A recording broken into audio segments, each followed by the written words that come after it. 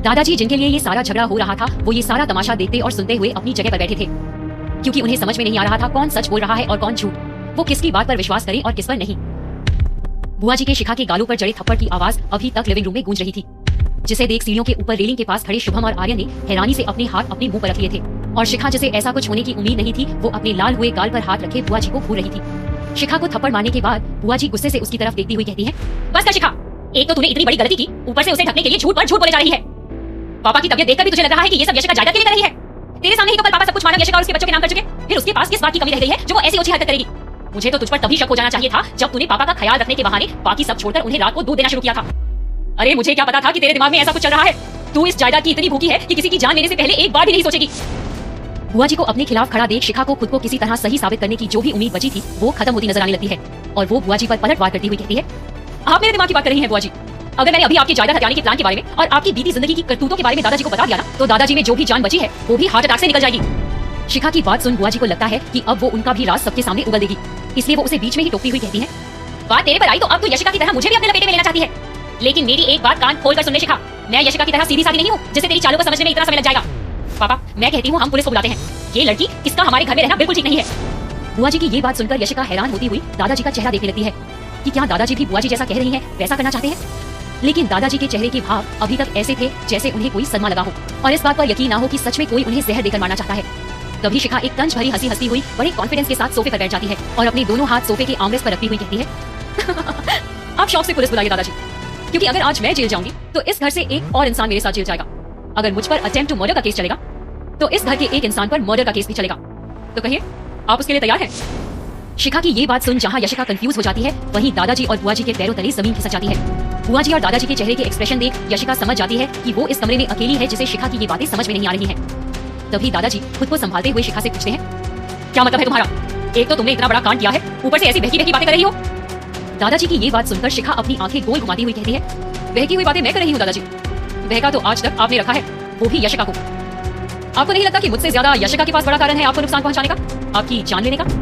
ये सुनकर दादाजी की आंखें और फट जाती हैं और वो एक झटके से यशिका की तरफ देखते हैं, ये जानने के लिए कि यशिका पर शिखा की इन बातों का क्या असर हुआ है। यशिका अभी भी नहीं समझ पा रही थी कि ये सारी बातें दादाजी की सेहत से कैसे जुड़ी हैं, और उसी की तरह शुभम और आर्यन भी सिचुएशन को समझने की कोशिश कर रहे थे। तभी शुभम ने आर्यन से कहा, तुझे कुछ समझ में आ रहा है आर्यन, या हम दोनों ही बेवकूफ हैं? और आर्यन शुभम की इस बात पर कहता है, कुछ समझ में तो नहीं आ रहा, लेकिन इतना पता है कि आज कुछ बड़ा होने वाला है। वहीं आर्यन और शुभम की वहाँ इस मौजूदगी से अनजान बाकी के घर वालों का झगड़ा बढ़ता ही जा रहा था। तभी शिखा ने सोफे से उठकर दादाजी की तरफ देखते हुए यशिका की तरफ बढ़ते हुए कहा, तुम सच में बहुत भोली हो यशिका। अब तक जिस आदमी को बचाने के लिए तुमने जमीन आसमान एक कर दिया है, अगर उसकी सच्चाई तुम्हें पता चल गई तो खुद तुम्हें इस आदमी से नफरत हो जाएगी। ये कहते हुए शिखा यशिका के पास पहुंच जाती है। तभी यशिका उसकी तरफ मुड़ती हुई चिढ़कर कहती है, तुम्हें जो कहना है साफ साफ कहो शिखा, इस तरह पहेलियां बुझाना बंद करो। इस पर दादाजी परेशान होते हुए यशिका से कहते हैं, उसकी बातों पर ध्यान मत दो यशिका, और शिखा तुम अपनी बकवास बंद करके अपने कमरे में जाओ, तुमसे मैं बाद में बात करूंगा। ये सुनकर शिखा हंसती हुई अपना मुंह यशिका के कान के पास ले जाती हुई दादाजी की तरफ देखती है, जैसे दादाजी को चिढ़ाना चाहती हो, और यशिका के कान में कहती है, क्यों दादाजी, आप नहीं चाहते कि यशिका को पता चले कि उसके माँ बाप की मौत कैसे हुई थी? ये सुनते ही यशिका एक झटके से शिखा की तरफ देखती है, जैसे उसे कोई शौक लगा हो। यशिका को लगता है जैसे उसने कुछ गलत सुना हो, और वो शिखा से कहती है, शिखा खुद को सही साबित करने के लिए तुम बात को कहीं से कहीं लेकर जा रही हो। मेरे पेरेंट्स की डेथ एक कार एक्सीडेंट में हुई थी, और उस बात का हमारी बातों से कोई लेना देना नहीं है, तो प्लीज तुम मेरी पर्सनल लाइफ को पर्सनल रहने दो। यशिका की इस बात पर शिखा एक जोरदार ठहाका लगाती हुई कहती है,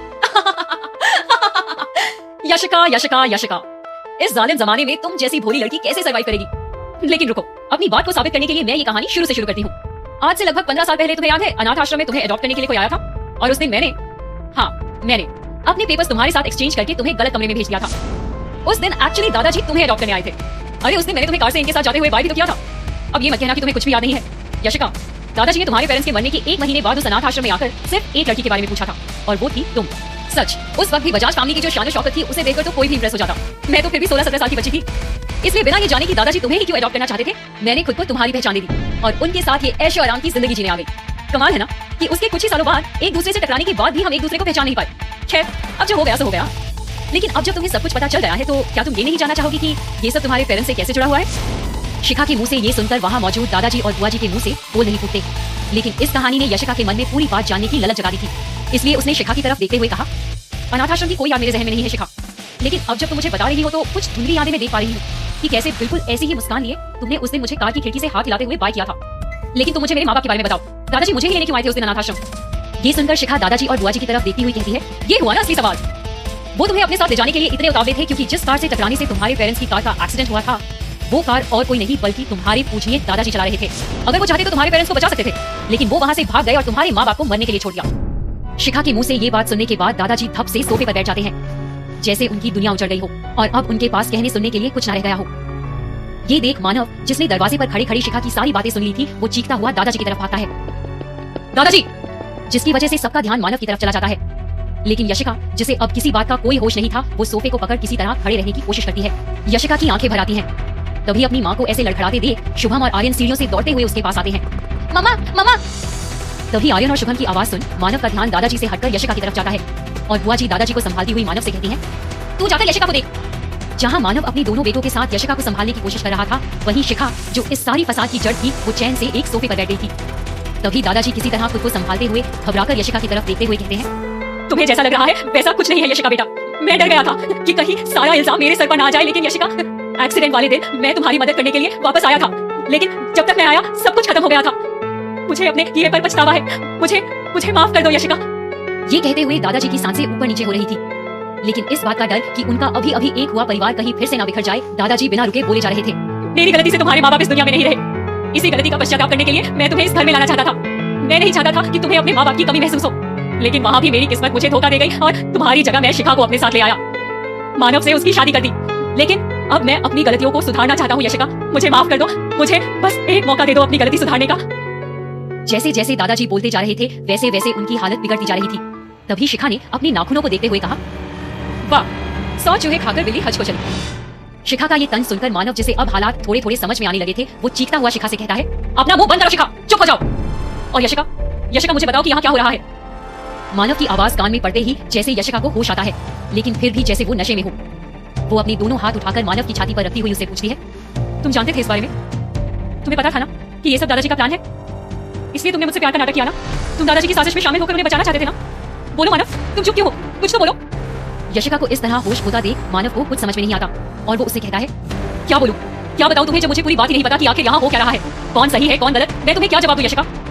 ये सुनकर यशिका के चेहरे पर एक तंज भरी हंसी आ जाती है और वो मानव की आंखों में देखती हुई कहती है, तो तुम्हें नहीं पता था कि दादाजी मेरे पेरेंट्स के कातिल हैं, कि मेरे पेरेंट्स दादाजी की कार से हुए एक्सीडेंट में मरे थे? ये सुनकर मानव, जिसे खुद ये सच आज पता चला था, वो यशिका का चेहरा अपने दोनों हाथ में लेता उसे संभालता हुआ कहता है, मुझे इस बारे में कुछ नहीं पता था यशिका। मैं आर्यन और शुभम की कसम खाकर कहता हूँ, मैं दादाजी के इस राज का हिस्सा कभी नहीं रहा। लेकिन यशिका को मानव की इस बात पर विश्वास नहीं होता और वो मानव को खुद से दूर धकेल चीखती हुई कहती है, झूठ झूठ, तुम सब झूठे हो, धोखा, इतना बड़ा धोखा दिया मुझे सबने मिलकर। यशिका ये शब्द इतने जोर से चिल्लाई थी कि उसके चेहरे पर खून उतर आया था और उसका पूरा चेहरा लाल हो गया था, जिसे देख मानव के साथ ही दादाजी, बुआ जी और शिखा भी डर गए थे। तभी यशिका के पास खड़े सहमे हुए आर्यन ने यशिका का एक हाथ पकड़ते हुए कहा, मम्मा आप प्लीज शांत हो जाइए। ये देख शुभम भी आकर बड़ी मासूमियत से यशिका के कुर्ते का एक कोना पकड़ लेता है, लेकिन यशिका आंखों में आंसू लिए पहले आर्यन का हाथ अपने हाथ से छुड़ाती है और बिना शुभम की तरफ देखे गुस्से में दंदनाती हुई बाहर के दरवाजे की तरफ बढ़ने लगती है, जिसे देख सब हैरान रह जाते हैं। यशिका गुस्से में लाल चेहरा और आंखों में आंसू लिए बजाज मैंशन से बाहर निकलने लगती है। वहीं शुभम और आर्यन भी नम आंखें लिए खड़े रह जाते हैं। तभी दादाजी अपनी रुआसी आवाज में कहते हैं, यशिका रुक जा बेटा, गुस्से में कोई फैसला मत ले, रुक जा यशिका। लेकिन यशिका नहीं रुकती और मानव बदहवास सा आर्यन और शुभम को थामे वहीं खड़ा रह जाता है। क्या मोड़ लेगी अब यशिका और मानव की कहानी इतने बड़े राज से पर्दा उठने के बाद? आज शिखा के मुंह से अपनी जिंदगी की इतनी बड़ी सच्चाई जानने के बाद यशिका के अब तक के वजूद पर एक सवालिया निशान खड़ा हो गया था, जिसका जवाब कोई नहीं दे सकता था, क्योंकि सारी बातें आपस में इतनी उलझी हुई थी कि उसे किसी एक नजरिए से समझना मुश्किल था। यशिका बिना कुछ सोचे समझे बजाज मैंशन से निकल गई थी। उसे ना अपने बच्चों का कोई ख्याल रह गया था, ना मानव का और ना ही दादाजी की लगातार बिगड़ती जा रही हालत का। यशिका के बजाज मैंशन से जाने के बाद शुभम अपने पापा मानव का हाथ थामे अपनी आंखों में आंसू लिए उनसे पूछता है, पापा मम्मी कहीं जा रही है, वो कब वापस आएंगी? मानव के पास शुभम के इन सवालों के कोई जवाब नहीं थे, बल्कि ये वो सवाल थे जिनके जवाब वो खुद यशिका से जानना चाहता था, लेकिन अब वो कुछ भी कहने के लिए वहाँ मौजूद नहीं थी। तभी आर्यन अपने आंसू पोंछता हुआ मानव से कहता है, पापा आप जाकर मम्मा से बात क्यों नहीं करते? आप उन्हें वापस लेकर क्यों नहीं आते? इतनी रात को वो पता नहीं कहाँ जाएंगी। तभी शुभम भी मानव का हाथ खींचता हुआ उससे जिद करता है, हाँ पापा आप प्लीज मम्मा को लेकर आइए, आपने देखा ना वो कितनी वीक लग रही थी, ठीक से खड़ी भी नहीं हो पा रही थी, आप प्लीज उनसे बात कीजिए, उन्हें लेकर आइए। आर्यन और शुभम की ये जिद जायज थी, क्योंकि उन्हें अपनी माँ की चिंता थी, लेकिन मानव भी जानता था कि अगर इस वक्त वो यशिका के पीछे गया तो गुस्से में बात बनने की बजाय और बिगड़ जाएगी और फिर उसे संभालना उसके हाथ में नहीं रह जाएगा। इसलिए मानव आर्यन और शुभम को जवाब देते हुए कहता है, तुम्हारी मम्मा बहुत स्ट्रांग है, वो अपना ध्यान रख सकती है। और फिर मानव उन दोनों को चुप करने और माहौल को हल्का करने के लिए कहता है, और वैसे भी अगर मैं तुम दोनों को यहाँ अकेला छोड़ बिना डिनर कराए और सुलाए उनके पीछे गया तो तुम्हारे साथ साथ मुझे भी बहुत डांट पड़ेगी। तो चलो अब खाना खा लो। ये कहकर मानव किचन के दरवाजे पर खड़ी रमा की तरफ बच्चों को ले जाने का इशारा करता है और शुभम और आर्यन, जो इस पहले से ही सीरियस माहौल में और कोई टेंशन नहीं चाहते थे, वो बिना मन के रमा के साथ चले जाते हैं। बच्चों के वहाँ से जाने के बाद मानव दादाजी की तरफ मुड़ता है, जो सोफे पर अपना सर टिकाए बैठे थे और बुआ जी उनके पास उनका हाथ थामे बैठी थी। इतने स्ट्रेस के कारण दादाजी के माथे पर पसीने की बूंदें उभर आई थी और वो काफी शांत हो गए थे। तभी मानव ने उनके पास बैठते हुए कहा, आप भी अपने कमरे में चलिए दादाजी, आपका खाना मैं वहीं ले आता हूँ और आप यशिका की टेंशन मत लीजिए, वो खुद को संभाल सकती है। तभी दादाजी सीधे होकर बैठते हुए शिखा की तरफ देखते कहते हैं, नहीं, जब तक ये लड़की इस घर से बाहर नहीं चली जाती और तुम यशिका को इस घर में वापस नहीं ले आते, मैं खाना तो क्या पानी तक नहीं पीऊंगा। दादाजी की बात सुनकर मानव उन्हें समझाता हुआ कहता है, ये फालतू की जिद बंद कीजिए दादाजी, आपकी तबीयत पहले से ही खराब है, ऐसे में खाना और दवाई ना खाना आपके शरीर को और नुकसान पहुंचा सकते हैं, तो चलिए। इस पर दादाजी लगभग चीखते हुए कहते हैं, जब मैं कह रहा हूँ कि इस लड़की को मेरी नजरों से दूर करो तो तुम्हें मेरी बात समझ में नहीं आ रही, कहो इससे कि ये अभी इसी वक्त मेरे घर से निकल जाए। दादाजी को इस तरह चीखता देख शिखा उनकी तरफ देखती हुई कहती है, अगर मेरे यहाँ से जाने से आपकी जिंदगी आसान होती है तो मैं अभी यहाँ से चली जाऊंगी दादाजी, बस मेरी एक शर्त है। शर्त की बात सुन दादाजी की दूसरी तरफ बैठी बुआ जी के कान खड़े हो जाते हैं और दादाजी कुछ कहने को होते हैं कि तभी मानव चिढ़ता हुआ कहता है, तुम्हें जो चाहिए इस घर से ले जाओ शिखा, लेकिन बस हमारा पीछा छोड़ दो, चली जाओ यहाँ से, इससे पहले कि दादाजी और बीमार हो जाएं। चाहो तो मेरा सब कुछ ले लो, लेकिन बस यहाँ से जाओ। मानव की ये बात सुनकर शिखा मुस्कुराती है और उसकी तरफ देखती हुई कहती है, यशिका के यहाँ से जाने के बाद तुम्हारे पास रह ही क्या गया है मानव, जो मैं तुमसे ले सकती हूँ। हाँ, अगर तुम इस जायदाद की बात कर रहे हो तो तुम टेंशन मत लो, मैं सिर्फ अपना हक लूंगी, उससे ज्यादा कुछ नहीं। इतना कहने के बाद शिखा रुकती है और अपनी नजरें मानव से हटा दादाजी पर गड़ाती हुई कहती है, आज मैं उस गदा में रहूंगी, और अगर आप सब चाहते हैं कि मैं पुलिस के पास जाकर दादाजी के यशिका और उसके पेरेंट्स के एक्सीडेंट में शामिल होने की बात ना कहूँ, तो दादाजी की वसीयत में कोई बदलाव नहीं होना चाहिए। शिखा फैशन हाउस मेरा था और मेरा ही रहना चाहिए, क्योंकि जिस दिन ये चीज बदली मैं दादाजी का खुली हवा में सांस लेना दुभर कर दूंगी। अगर मैं सड़क पर आऊंगी तो इस घर के लोगों को भी मैं चैन से नहीं रहने दूंगी। मानव इस वक्त शिखा के साथ किसी बहस में नहीं पड़ना चाहता था, इसलिए उसने बिना उसकी तरफ देखे ही दादाजी को संभालते हुए कहा, दादाजी की वसीयत में कोई बदलाव नहीं होगा, इसकी गारंटी मैं लेता हूँ, बस अब तुम यहाँ से चली जाओ शिखा। ये सुनकर शिखा हंसती हुई कहती है, ये हुई ना बात, और अपनी जगह से उठ एक अदा के साथ चलती हुई बजाज मैंशन के बाहर निकल जाती है। इतनी सारी जिंदगियों को एक साथ हिलाकर रख देने के बाद शिखा के लिए यहाँ का तमाशा खत्म हो चुका था। वहीं मानव, जो घर में सबको संभालने में लगा था, जो ऊपर से खुद को इतना मजबूत दिखा रहा था, वो असल में यशिका के इस तरह घर से चले जाने के बाद पूरी तरह टूट चुका था। उसे नहीं पता था उसके दादाजी ने आज तक उससे इतना बड़ा राज छुपा कर रखा है। आज जो भी हुआ था उसके बाद भी सब कुछ संभालने के अलावा मानव के पास कोई चारा नहीं था, क्योंकि आज अगर वो सबको नहीं संभालता तो उसके परिवार को बिखरने में एक पल नहीं लगता। वहीं दूसरी तरफ इस रात में यशिका सब कुछ छोड़कर बजाज मैंशन से निकलने के बाद रोती हुई बदहवास सी पैदल चली जा रही थी।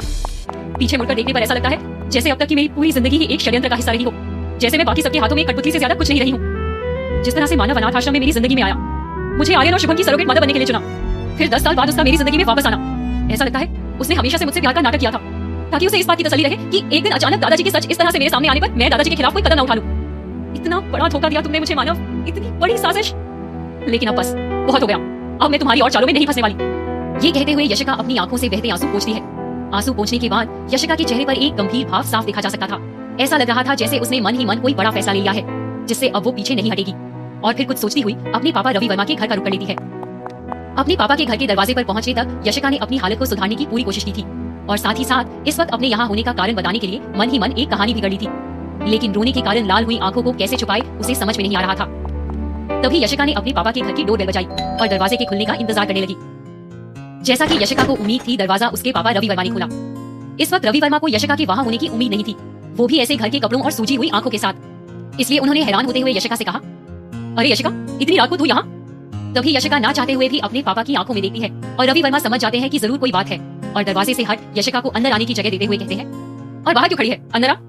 इस पर यशिका कुछ सोचती हुई कहती है, नहीं पापा, फिर कभी अंदर आऊंगी, अभी मेरे फ्लैट की जो एक्स्ट्रा चाबी आपके पास रखी है वो दे दीजिए। ये सुनकर रवि वर्मा को और हैरानी होती है, लेकिन वो यशिका से साफ साफ कुछ ना पूछकर उसे कहते हैं, हाँ मैं चाबी देता हूँ, लेकिन तू अंदर आकर तो बैठ, एक गिलास पानी तो पी। यशिका इस वक्त अंदर आकर अपनी माँ और बहन से बात करने के मूड में बिल्कुल नहीं थी। अगर चाबी लेने की मजबूरी नहीं होती तो यशिका यहाँ कभी नहीं आती। इसलिए जब तक कि यशिका अपने पापा को एक बार और मना करती, उसकी माँ किरण दरवाजे पर आकर कहती है, अरे यशिका आई है, तुमने इसे दरवाजे पर क्यों खड़ा रखा है? ये कहते हुए किरण यशिका का हाथ पकड़कर घर के अंदर खींचती हुई कहती है, अंदर आ यशिका, मैं तुझे एक खुशखबरी देती हूँ।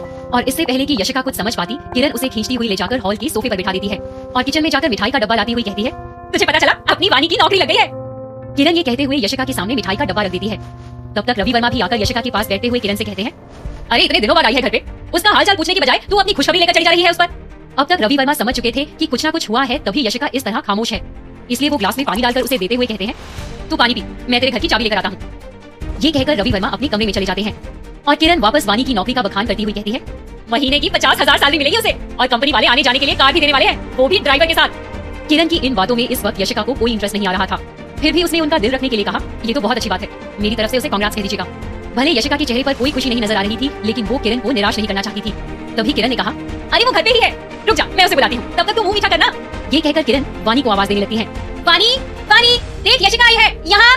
लेकिन यशिका मिठाई को हाथ नहीं लगाती और इससे पहले कि अलसाई हुई वानी अपने कमरे से बाहर आती, रवि वर्मा अपने कमरे से यशिका के घर की चाबी लेकर आते हैं, जिसे देख यशिका अपनी जगह से खड़ी हो जाती है।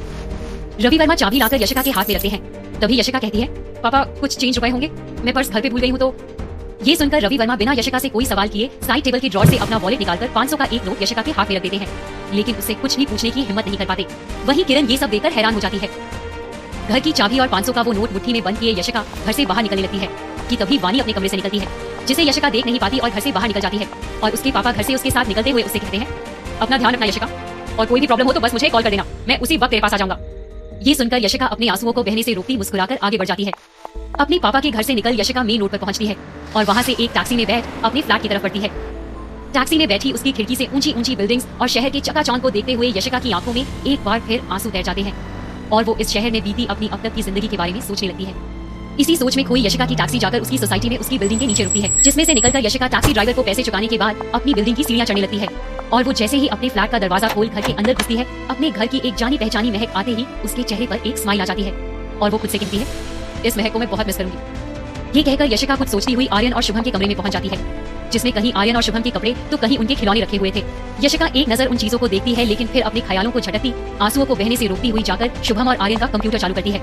कंप्यूटर चालू कर यशिका उसमें अपनी आईडी लॉगिन करती है और काफी मशक्कत के बाद एक फोन नंबर जिसकी उसे फिलहाल जरूरत थी उसे ढूंढ निकालती है। नंबर को एक पेपर पर लिख यशिका हॉल में रखे लैंडलाइन फोन के पास पहुंचती है, लेकिन इससे पहले कि यशिका वो फोन नंबर डायल करती, उसकी नजर फोन के पास रखे अपनी फैमिली फोटो पर जाती है और उसके फोन की तरफ बढ़ते हुए हाथ एक बार को रुक जाते हैं।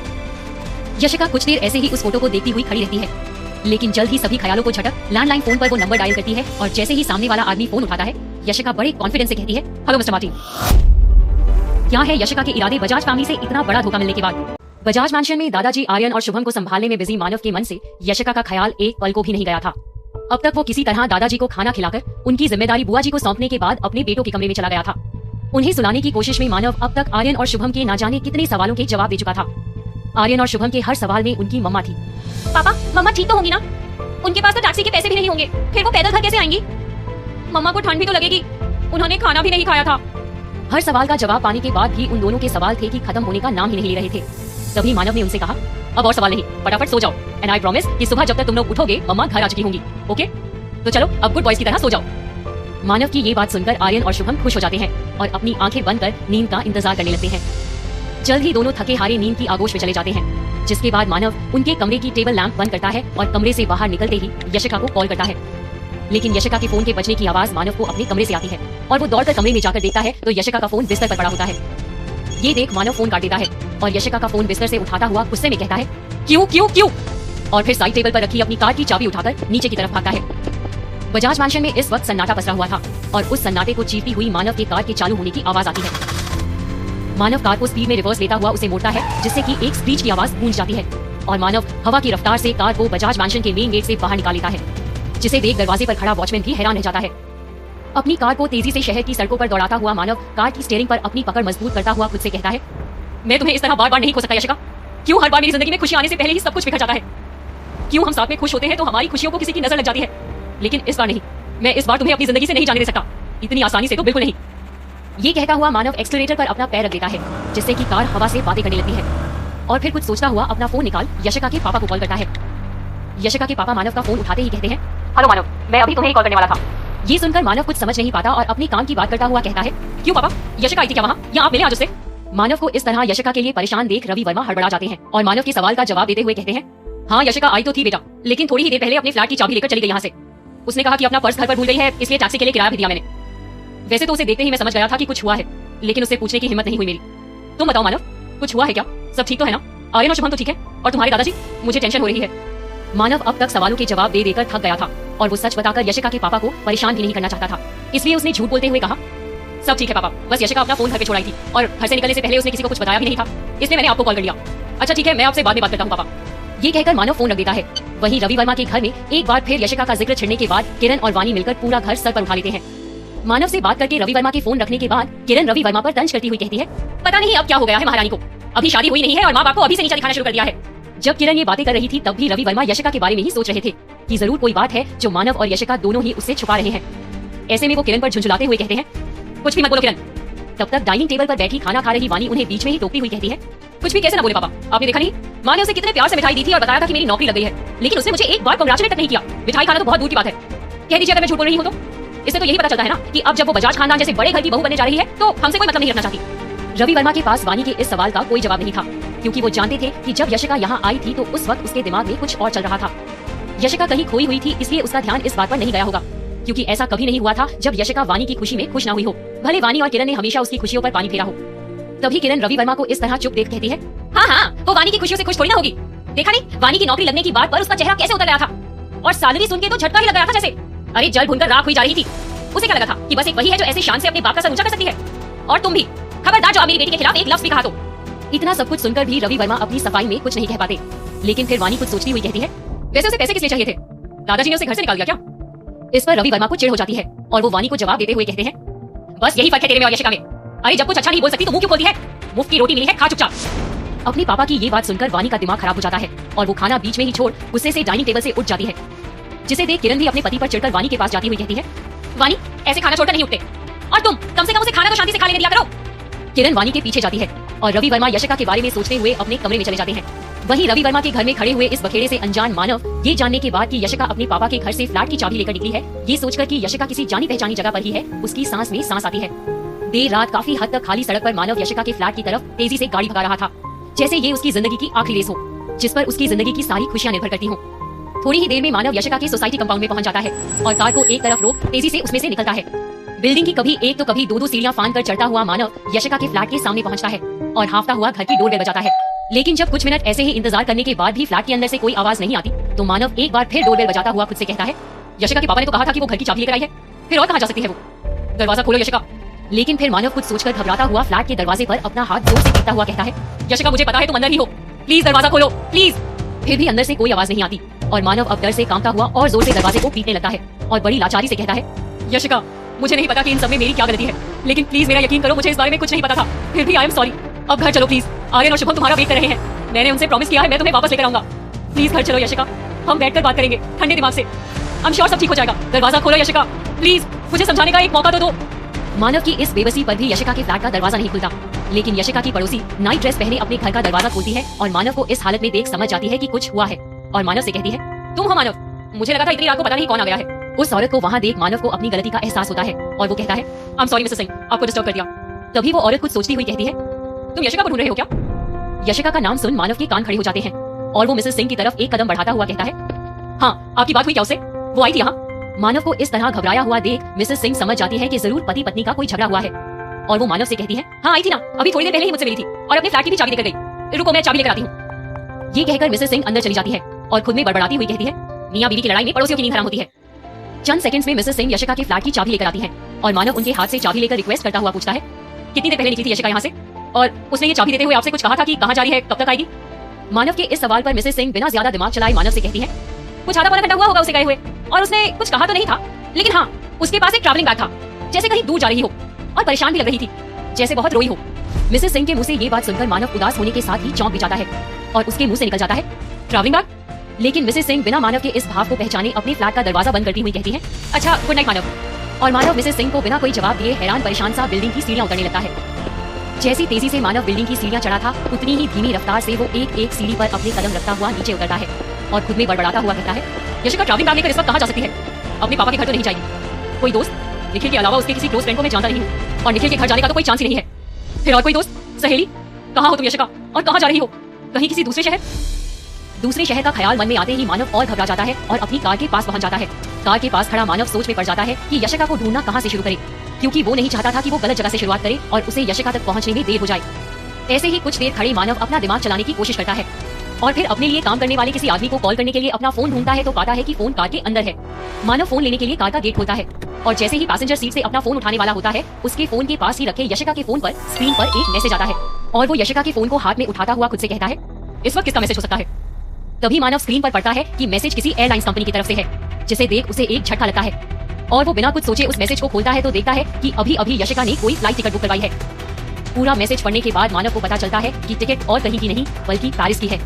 जिसे देख मानव के पैरों तले जमीन खिसक जाती है और वो फोन को वापस अंदर रख ड्राइविंग सीट की तरफ भागता हुआ खुद से कहता है, नहीं यशिका, तुम ऐसा नहीं कर सकती, मैं तुम्हें ऐसा नहीं करने दूंगा। क्या मानव सही समय पर पहुंच पाएगा यशिका के पास? क्या यही खत्म हो जाएगी मानव और यशिका की मोहब्बत की ये कहानी? यशिका के फोन में वो मैसेज देखने के बाद मानव चौंक जाता है और कार को एयरपोर्ट की तरफ दौड़ाता हुआ खुद से कहता है, पेरिस? सीरियसली? यशिका गुस्से में इतना बड़ा फैसला लेने के बारे में सोच भी कैसे सकती है और उसे बिना किसी से कुछ कहे ही टिकट्स भी करवा ली? मुझे तुमसे ऐसी बचकानी हरकत की उम्मीद नहीं थी यशिका। सच, आज तो तुमने हद कर दी।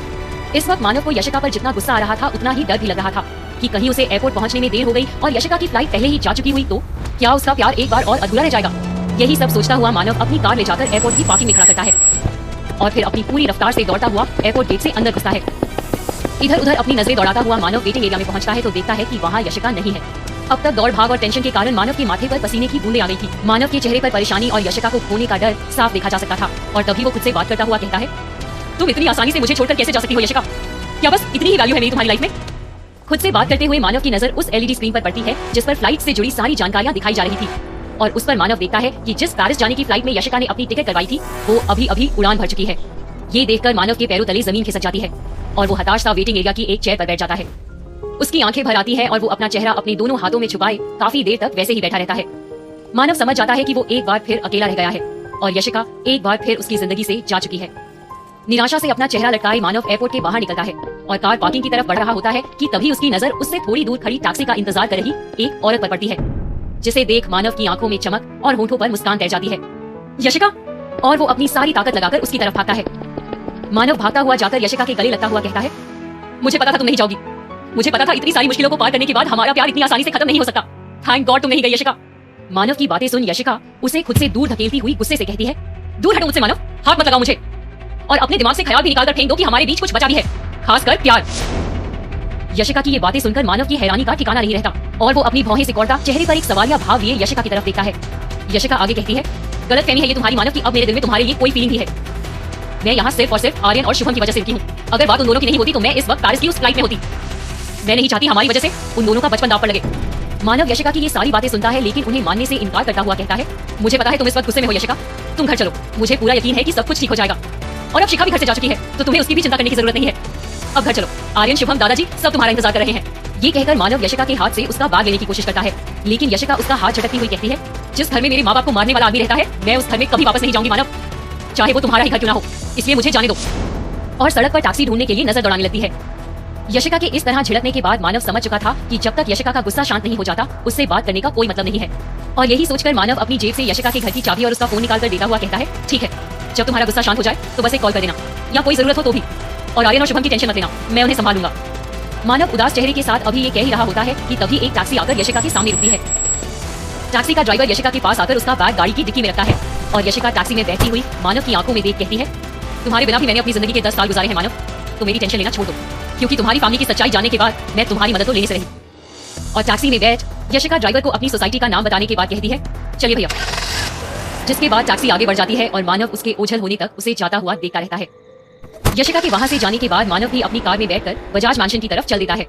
मानव के घर पहुंचने तक देर रात हो चुकी थी और बिस्तर में लेटने के बाद भी नींद उसकी आंखों से कोसों दूर थी क्योंकि एक ही शाम में इतना सब कुछ हो गया था कि मानव को समझ में नहीं आ रहा था कि कौन सही है और कौन गलत। फिर उसके लिए एक प्रॉब्लम ये भी थी कि अगर उसे यशिका और दादाजी में से किसी एक को चुनना पड़ा तो वो क्या करेगा। दिमाग की इसी उधेड़-बुन में सुबह मानव की आंख लगती है लेकिन उसे नींद आए अभी घंटे भर से थोड़ा ही ऊपर हुआ था कि उसके कमरे के दरवाजे पर आहट हुई।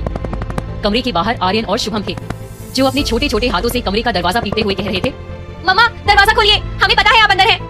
मम्मा पापा दरवाजा खोलो। आर्यन और शुभम की ये आवाज कान में पड़ते ही मानव की आंख खुलती है और उसकी नजर जैसे ही अपने बिस्तर की दूसरी तरफ जाती है वहाँ यशिका को ना पाकर मानव को कल रात की सारी बातें याद आ जाती हैं और वो अपनी आंखें साफ करता हुआ जाकर कमरे का दरवाजा खोलता है। दरवाजे के खुलते ही आर्यन और शुभम मम्मा मम्मा कहते अंदर घुसाते हैं जिसे देख मानव को समझ में नहीं आता कि अपने दोनों बेटों को वो क्या जवाब देकर बहलाए। वहीं आर्यन और शुभम कमरे को खाली पाकर मुड़कर अपने पापा की तरफ देखते हैं और आर्यन कहता है, मम्मा बाथरूम में है ना पापा? लेकिन मानव आर्यन के इस सवाल का कोई जवाब नहीं दे पाता। तभी शुभम अपने पापा का लटका हुआ चेहरा देखकर कहता है, मम्मा नहीं आई है ना पापा? लेकिन आपने प्रॉमिस किया था कि आप ले आएंगे उन्हें, फिर मम्मा क्यों नहीं आई? क्या मम्मा अभी तक गुस्सा है? शुभम एक के बाद एक मानव से सवाल पूछता चला जाता है कि तभी आर्यन उसका एक हाथ पकड़ उसे रोकता है जिसे देख मानव अपने दोनों घुटनों पर बैठ उन दोनों को गले लगाता हुआ कहता है, I am sorry Shubham, Aryan, पापा अपना प्रॉमिस पूरा नहीं कर पाए, लेकिन तुम दोनों टेंशन मत लो, मम्मा अपने पुराने घर पर ही है, उन्हें कुछ काम था इसलिए वो नहीं आ पाई, लेकिन जैसे ही उनका काम खत्म होगा वो यहाँ आप दोनों के पास आ जाएंगी, तब तक आप दोनों गुड बॉयज बनकर रहो ओके, अब जाओ, स्कूल के लिए तैयार हो जाओ। ये कहकर मानव आर्यन और शुभम को वहां से भेज देता है और खुद दादाजी से बात करने के लिए उनके कमरे की तरफ चला जाता है। मानव दादाजी के कमरे में पहुंचता है तो देखता है कि वो उठ चुके हैं और बिस्तर पर बैठे खिड़की से आ रही सूरज की रोशनी को देख रहे हैं और वो उनका ध्यान तोड़ता हुआ कहता है, अब आपकी तबीयत ठीक है दादाजी? मानव की आवाज सुनकर दादाजी उसकी तरफ देखते हुए कहते हैं, हाँ ठीक है। यशिका कहाँ है? तुम्हारी बात हुई उससे? मानव की ही तरह दादाजी भी यशिका के लिए बहुत परेशान थे और इस बात को भांपते हुए मानव ने दादाजी को तसल्ली देते हुए कहा, वो अपने घर पर है और ठीक है, आप उसकी चिंता मत कीजिए, गुस्सा शांत होते ही वो घर भी आ जाएगी। लेकिन आप प्लीज मुझे कल रात के बारे में बताइए कि हुआ क्या था, बात इतनी आगे कैसे बढ़ी और यशिका के पेरेंट्स का एक्सीडेंट आपकी कार से कैसे हो गया? दादाजी जानते थे कि कल रात के बाद उन्हें मानव के इन सवालों के जवाब देने होंगे और अब उनके पास छुपाने के लिए कुछ रह भी नहीं गया था। इसलिए उन्होंने एक गहरी सांस लेकर बोलना शुरू किया। कल यशिका ने सबके सामने शिखा पर इल्जाम लगाया कि शिखा मेरे खाने में कोई जहर मिला रही थी, जिसकी वजह से मेरी तबीयत अचानक इतनी खराब हो गई। दादाजी के मुंह से ये बात सुनकर मानव चौंक जाता है और वो फटी आंखों से दादाजी को देखने लगता है कि तभी दादाजी आगे कहते हैं, लेकिन यशिका ने शिखा को सही समय पर पकड़ लिया और बातों को संभाल लिया। लेकिन वो बड़ी बात नहीं है क्योंकि अब मैं बिल्कुल ठीक हूँ। वो बात जो मुझे तुम्हें और यशिका को पहले बता देनी चाहिए थी वो ये है कि यशिका के पेरेंट्स का एक्सीडेंट मेरी कार से हुआ था और उसी एक्सीडेंट में उनकी मौत हो गई। दरअसल आज से करीब 16-17 साल पहले मैं जल्दबाजी में एक मीटिंग के लिए जा रहा था कि तभी माउंट रोड के ब्लाइंड टर्न पे मेरी कार किसी दूसरी कार से जा टकराई। एक्सीडेंट, खून और पलटी हुई कार में रोती हुई यशिका को देख मैं घबरा गया था। मुझे समझ में नहीं आया मैं क्या करूं, इसलिए मैं वहां से भाग गया। लेकिन जब मुझे मेरी गलती का एहसास हुआ तो मैं उनकी मदद करने के लिए वापस आया था, लेकिन तब तक बहुत देर हो चुकी थी, सब कुछ खत्म हो चुका था। इतना सब कुछ कहने के बाद दादाजी रुककर मानव के चेहरे की तरफ देखते हैं जिस पर कोई भाव नहीं था और आगे कहते हैं, मुझे मेरी गलती का एहसास था मानव, इसलिए यशिका के पेरेंट्स के उस एक्सीडेंट में मरने के बाद मैंने उसे अडॉप्ट करके खुद पालने के बारे में सोचा, लेकिन वहाँ भी मुझसे एक भूल हुई और शिखा खुद को यशिका बता हमारे साथ इस घर में रहने आ गई। मुझे माफ कर दो मानव, मुझे पता है मुझसे बहुत बड़ी गलती हुई है, लेकिन वो बस एक गलती थी। मैं जानबूझकर किसी की जान तो नहीं लूंगा, लेकिन अब मैं अपनी इस गलती को सुधारना चाहता हूँ। मैं कोशिश भी कर रहा था, लेकिन कल सब कुछ इतनी बुरी तरह से यशिका के सामने आ गया। दादाजी की ये सारी बातें सुनने के बाद मानव को यशिका के लिए बहुत बुरा लगता है। वहीं शिखा से नफरत करने का उसे एक और कारण मिल जाता है कि कैसे उसने उनकी जिंदगी में आकर सब कुछ बदल दिया। तभी मानव दादाजी को शांत करने की कोशिश करता हुआ कहता है, सालों पहले जो हुआ उसे तो हम चाहकर भी नहीं बदल सकते दादाजी, लेकिन आपको उस बात का पछतावा है, ये बड़ी बात है। आपको आपकी गलती का एहसास है, ये मैं समझता हूँ, लेकिन प्लीज आप यशिका को थोड़ा समय दीजिए, आई एम श्योर वो आपको समझेगी। मानव इस वक्त उन दो लोगों के बीच फंसा था जिनसे वो बहुत प्यार करता था और चाहकर भी किसी एक की साइड नहीं ले सकता था, इसलिए मन ही मन सही गलत को तोल रहा था। जहाँ मानव के मन में ये जद्दोजहद थी, वहीं ऑफिस पहुंचने के बाद शिखा, जिसे अब निखिल की जरूरत आ पड़ी थी, वो उसके केबिन में उसके सामने बैठी थी। शिखा निखिल को ये बताने आई थी कि दादाजी के राज की वजह से यशिका घर छोड़कर चली गई है, लेकिन इससे पहले कि वो अपना मुंह भी खोलती, निखिल उस पर तंज करता हुआ कहता है, अब क्या हो गया है शिखा जो तुम्हें मेरी याद आ गई है? बिना काम के तुम मेरे पास आती नहीं हो, क्योंकि पैसे और प्यार के इस खेल में मैं तो बस तुम्हारा एक प्यादा हूं ना। निखिल के मुंह से ये बातें सुनकर शिखा को हैरानी नहीं होती, बल्कि उसकी आंखों में गुस्सा उतर आता है और वो उससे कहती है, ओह शट अप निखिल, मुझे क्यों तुम्हें बार-बार याद दिलाना पड़ता है कि मैं तुम्हारी बॉस हूं, ना कि तुम मेरे। कहां तुम उस 2 कौड़ी की मीडिया एजेंसी में सड़ रहे थे, मैंने तुम्हें वहां से निकाला और शिखा फैशन हाउस में काम करने का मौका दिया, और तुम मेरा एहसान मानने की बजाय मेरे सामने ही अपनी जुबान चला रहे हो। ये सुनकर निखिल भी खुद को बोलने से नहीं रोक पाता और शिखा को जवाब देता हुआ कहता है, तुम मुझे इस कंपनी में किस लिए लाई थी ये मैं भी अच्छी तरह जानता हूँ और तुम भी शिखा, तो बेहतर होगा हम इस बहस में ना पड़े। और जहाँ तक बात है काम की, तो मुझे ये एहसास दिलाने की कोशिश मत करो कि मैं निठल्ला हूँ, मुझे अपना काम करना नहीं आता, क्योंकि तुम्हारी तरह मुझे हराम के पैसे हजम नहीं होते। निखिल को खुद से ऐसी भाषा में बात करते हुए सुनकर शिखा का पारा और चढ़ जाता है और वो गुस्से में चेयर से खड़ी होती हुई कहती है, अपनी जुबान पर लगाम दो निखिल, नहीं तो मुझे 2 मिनट नहीं लगेंगे तुम्हें इस एसी वाले केबिन से निकालकर सड़क का भिखारी बनाने में। तुम जैसे छोटे लोगों की यही प्रॉब्लम होती है, तुमसे हंस के बात क्या कर लो, तुम लोग सर पे ही चढ़ के नाचने लगते हो, लेकिन तुम जैसे लोगों की औकात दिखाना मुझे अच्छी तरह आता है। शिखा के मुंह से हुई अपनी ये बेइज्जती वैसे तो निखिल की सहन शक्ति से बाहर थी, लेकिन फिर उसने कुछ सोचते हुए शिखा से कहा, मुझे लगता है तुम सही कह रही हो शिखा, गलती मेरी है, आई एम सॉरी, मैं ही भूल गया था हम एक दूसरे का साथ देने के लिए साथ में आए थे, इसलिए प्लीज तुम्हें जब भी मेरी हेल्प चाहिए हो बताना। निखिल के तेवर में आए इस बदलाव को शिखा समझ नहीं पाती और वो दमदमाई हुई निखिल के केबिन से निकल जाती है, जिसे देख निखिल हंसता हुआ कहता है, तुम क्या मुझे मेरी औकात दिखाओगी शिखा? औकात तो अब मैं दिखाऊंगा तुम्हें तुम्हारी। ये कहता हुआ निखिल मुस्कुराता है और अपनी कुर्सी पर गोल घूम जाता है, जैसे उसके दिमाग में कोई बड़ा प्लान चल रहा हो। क्या है निखिल के इस कॉन्फिडेंस का राज? कल बजाज मैंशन में जो कुछ भी हुआ था और उसके बाद एयरपोर्ट पर मानव से हुए आमने सामने के बाद यशिका भी पूरी रात सो नहीं पाई थी। रात भर रोने के कारण उसकी आंखें लाल थी और चेहरा सूजा हुआ। यशिका को अब मानव, आर्यन और शुभम के साथ रहने की आदत हो गई थी, इसलिए अकेले एक कमरे से दूसरे कमरे में घूमते हुए जैसे घर की दीवारें यशिका को काटने को दौड़ रही थी। लेकिन इस दर्द में भी यशिका ने सोच लिया था कि अब वो वही करेगी जो वो करना चाहती है, और उस प्लान में उसका मानव के साथ रहना तो बिल्कुल शामिल नहीं था। जल्द ही खुद को संभालती हुई यशिका तैयार होकर अपनी कार से बजाज मैंशन के लिए निकल जाती है। वहां पहुंचने पर यशिका को अंदर जाने से कोई नहीं रोकता और वो बिना इधर उधर देखे चेहरे पर एक गंभीरता लिए हुए सीधे आर्यन और शुभम के कमरे में जाती है। यशिका को वहां देखकर आर्यन और शुभम, जिन्हें रमा स्कूल जाने के लिए तैयार कर रही थी, वो एक्साइटेड होकर ऊंची आवाज में कहते हैं, ममा आ गई, ये ममा आ गई। और जाकर यशिका के गले लगने की कोशिश करते हैं, लेकिन यशिका उनकी तरफ ध्यान न देती हुई अलमारी में रखे उनके कपड़े निकालकर बेड पर रखने लगती है। तब तक रमा यशिका के वापस आने की खबर बुआ जी और दादाजी को देने चली जाती है। अपनी मम्मा को इतने सीरियस एक्सप्रेशन के साथ अलमारी से कपड़े निकालते हुए और हड़बड़ाया देखकर आर्यन और शुभम कुछ नहीं समझ पाते और बस उसे कमरे में इधर से उधर घूमकर उनका सामान इकट्ठा करते हुए देखते रहते हैं। यशिका के चेहरे के भाव इस वक्त ऐसे थे जिन्हें देख आर्यन और शुभम दोनों में से ही किसी की हिम्मत नहीं थी कि अपनी मम्मा से कोई सवाल कर ले, इसलिए दोनों चुपचाप एक तरफ खड़े रहते हैं। तभी यशिका बिना कुछ कहे तेजी से चलकर आर्यन और शुभम के कमरे से निकलती है और अपने कमरे की तरफ बढ़ती है। अब तक रमा के मुंह से यशिका के लौट आने की खबर मिलने के बाद दादाजी और बुआ जी लिविंग रूम में आ गए थे और यशिका को सीढ़ियों के ऊपर आर्यन और शुभम के कमरे से निकल अपने कमरे की तरफ बढ़ते हुए देखते हैं। तभी बुआ जी दादाजी से कहती है, ऐसे तूफान बनी घूम रही है, आखिर करना क्या चाहती है ये लड़की? बुआ जी की इस बात पर दादाजी तो कुछ नहीं कहते, लेकिन रमा यशिका को उसके कमरे में घुसती हुई देखकर कहती है, शुभम और आर्यन बाबा के कपड़े अलमारी से निकालते हुए देखा था मैंने। रमा के मुंह से ये बात सुनकर दादाजी के चेहरे पर एक उदासी आ जाती है।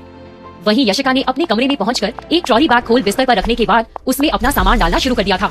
सामान बैग में डालते हुए यशिका उस दिन को याद कर रही थी जब वो बजाज मैंशन में आई थी और उसने एक एक कर ये सारा सामान बड़े मन से कमरे में जमाया था।